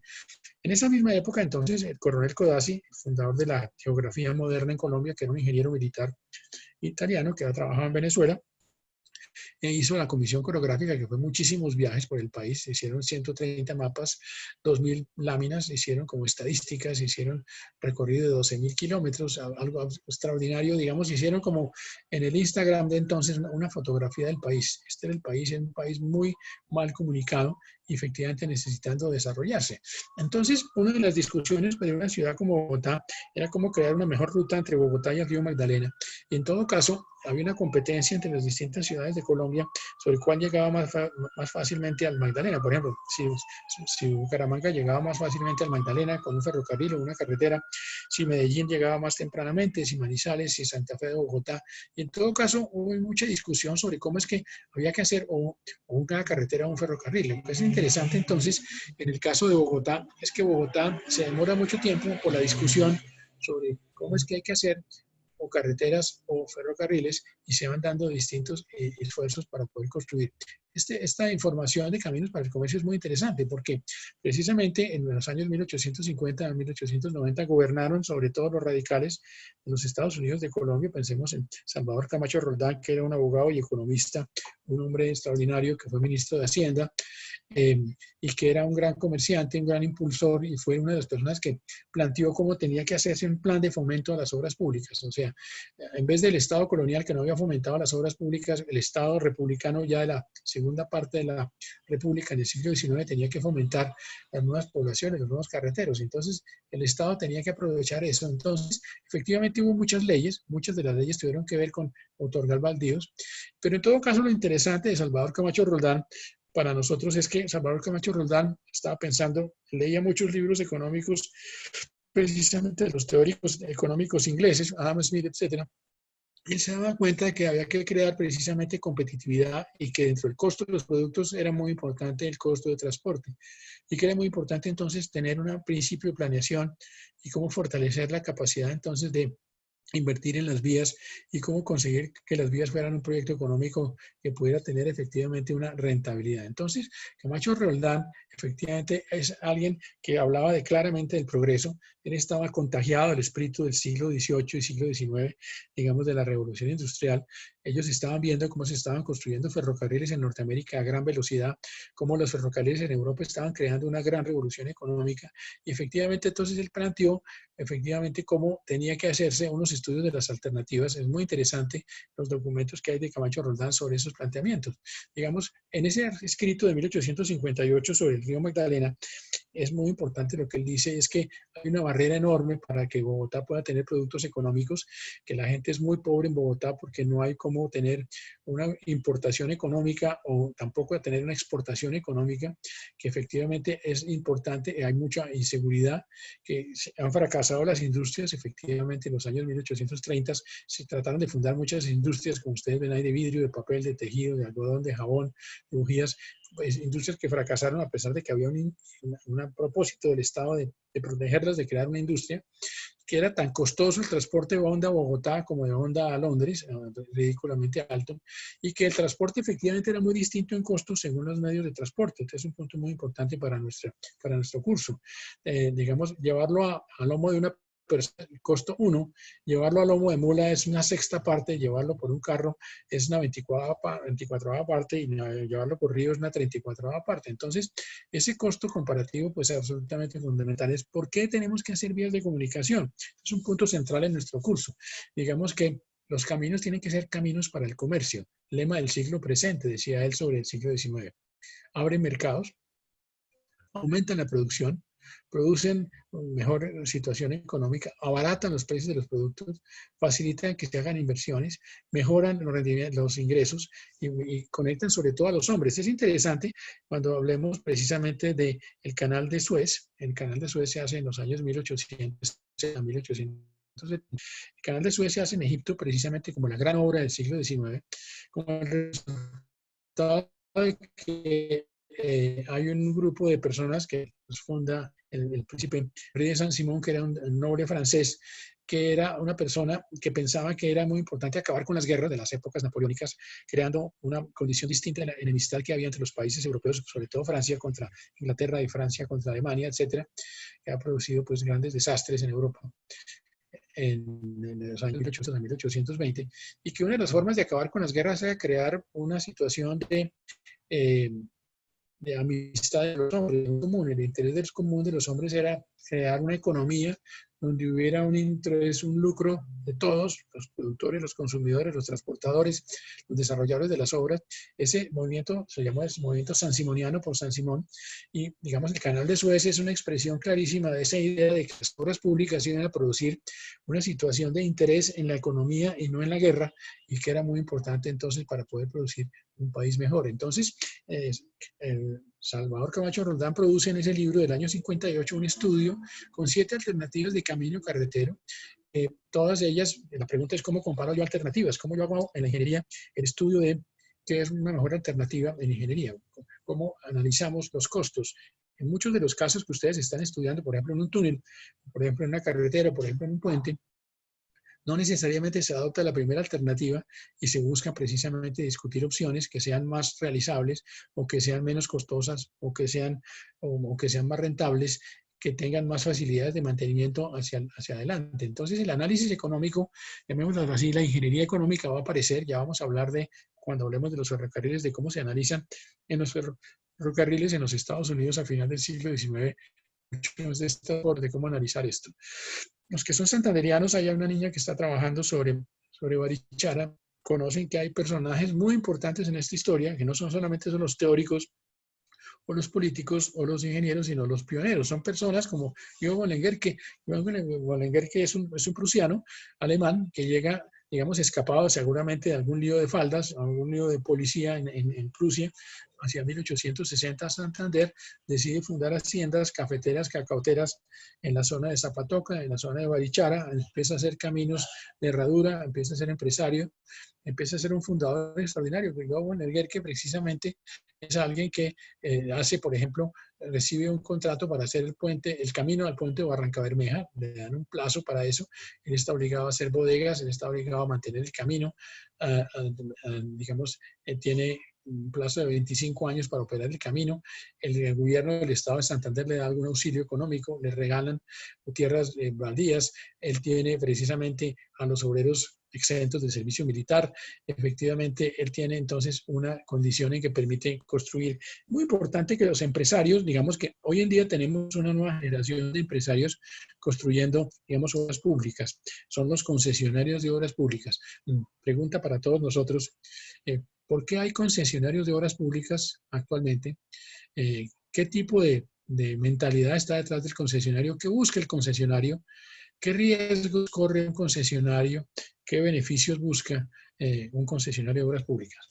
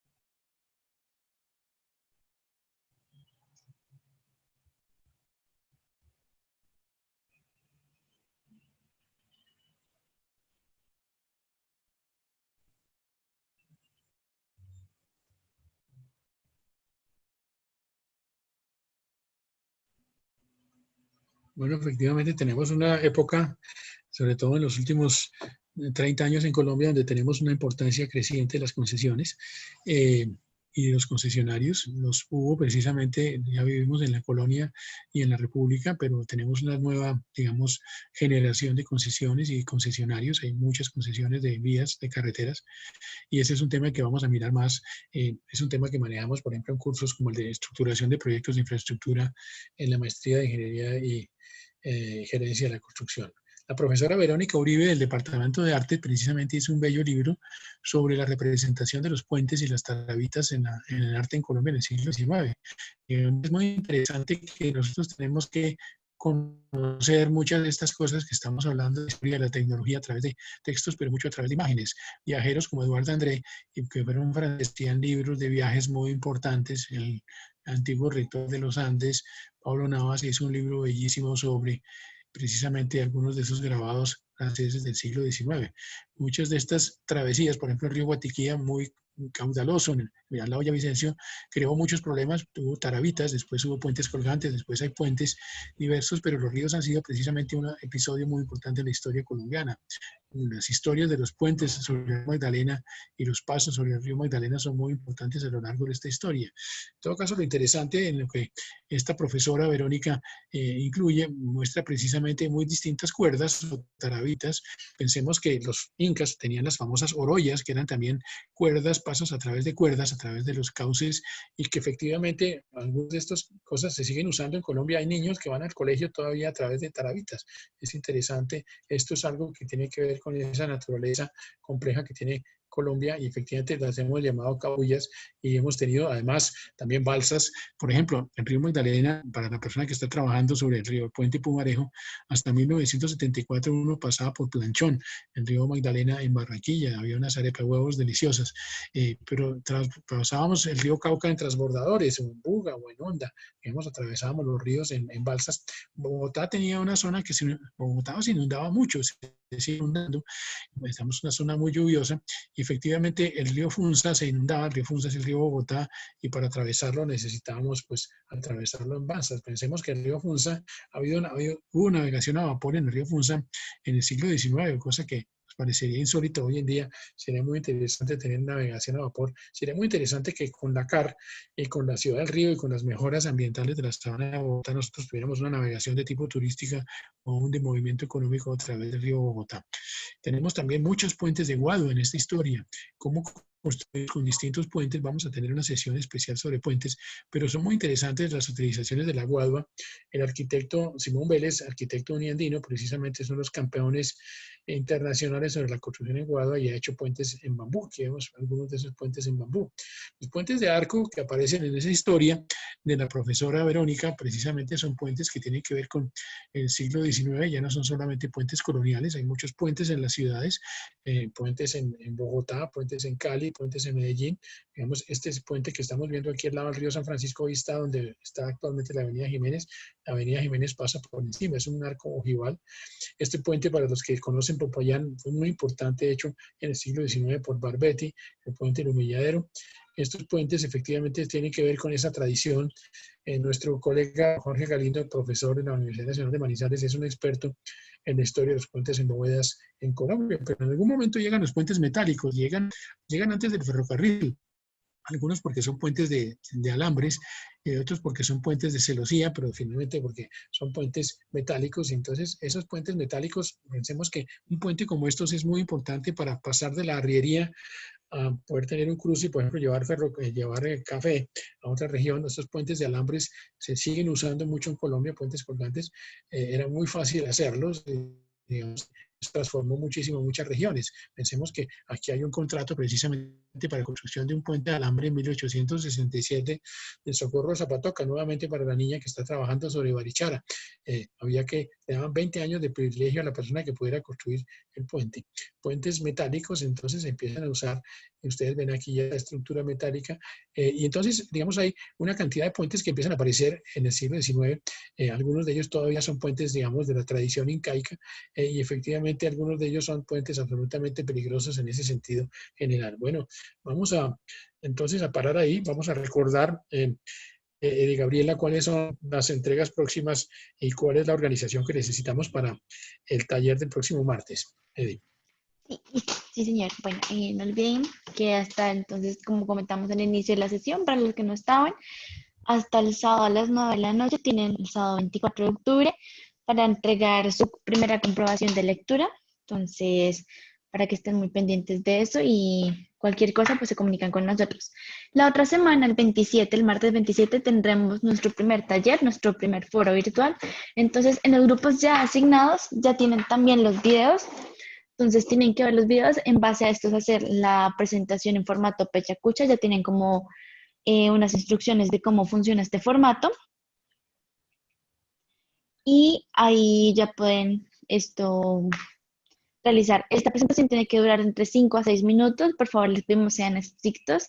Si van a hacer grabaciones de su presentación, les pedimos puedan prender la cámara, pueden sustentar durante la clase. Entonces, también cuando vayan a sustentar, les pedimos que todos los participantes del grupo puedan prender la cámara, participen de manera activa y dinámica durante la presentación. La otra semana también tenemos la entrega de la propuesta formal, el 29 de octubre, entonces para los que ya la tienen lista, entonces me comentan, entonces ya les subiremos y les activaremos la actividad en SICUA para que puedan subirlo de una vez sin ningún problema. Entonces eso es como las entregas que tenemos más cercanas. Entonces les pedimos para el foro, la siguiente clase, estar puntual a las 7 en punto para poder iniciar. Listo, dale, tranquilo Andrés. Bueno, entonces lo de los foros, tienen que ver el video, realizar la presentación en formato pecha-cucha, pueden hacer una grabación de su presentación, pero para si van a realizar esto les pedimos por favor prendan sus cámaras. Esta presentación tiene que durar de 5 a 6 minutos, les pedimos sean estrictos con el tiempo porque somos pues bastantes grupos. También se van a presentar durante la clase, les pedimos también enciendan la cámara para que sean más activos, dinámicos y nos podamos sentir como un poco más cercanos a pesar de la virtualidad en la que estamos en estos momentos. Bueno, Entonces, muchas gracias, Eri. Sí, sigue. no, no señor, entonces que esas serían las entregas. Por el momento, igualmente, pues si tienen otras preguntas sobre su propuesta formal, desean como recibir un poco más de retroalimentación, también pueden comentarnos y ya, eso sería todo por el momento.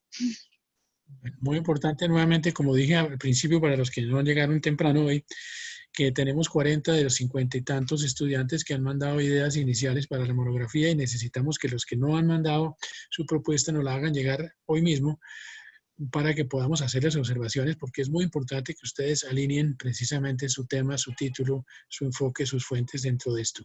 Y es muy importante entonces que vayan a empezar a recibir también ya hemos recibido 2 propuestas formales de monografía de personas que ya pasaron por esa fase, digamos, de aprobación de la idea inicial y mandaron la propuesta de monografía ya estructurada. Están empezando a enviarlas a algunas personas y a esas propuestas formales, pues también les estamos haciendo observaciones. Bueno, que pasen un buen fin de semana, que aprovechen la comprobación virtual 1 y que efectivamente los que ya tienen feedback nuestro sobre la idea inicial de monografía, si tienen nuevas dudas, pues nos las consulten para poderlos apoyar. Muchas gracias. Bueno, chao Fernando, feliz fin de semana para todos. Chao.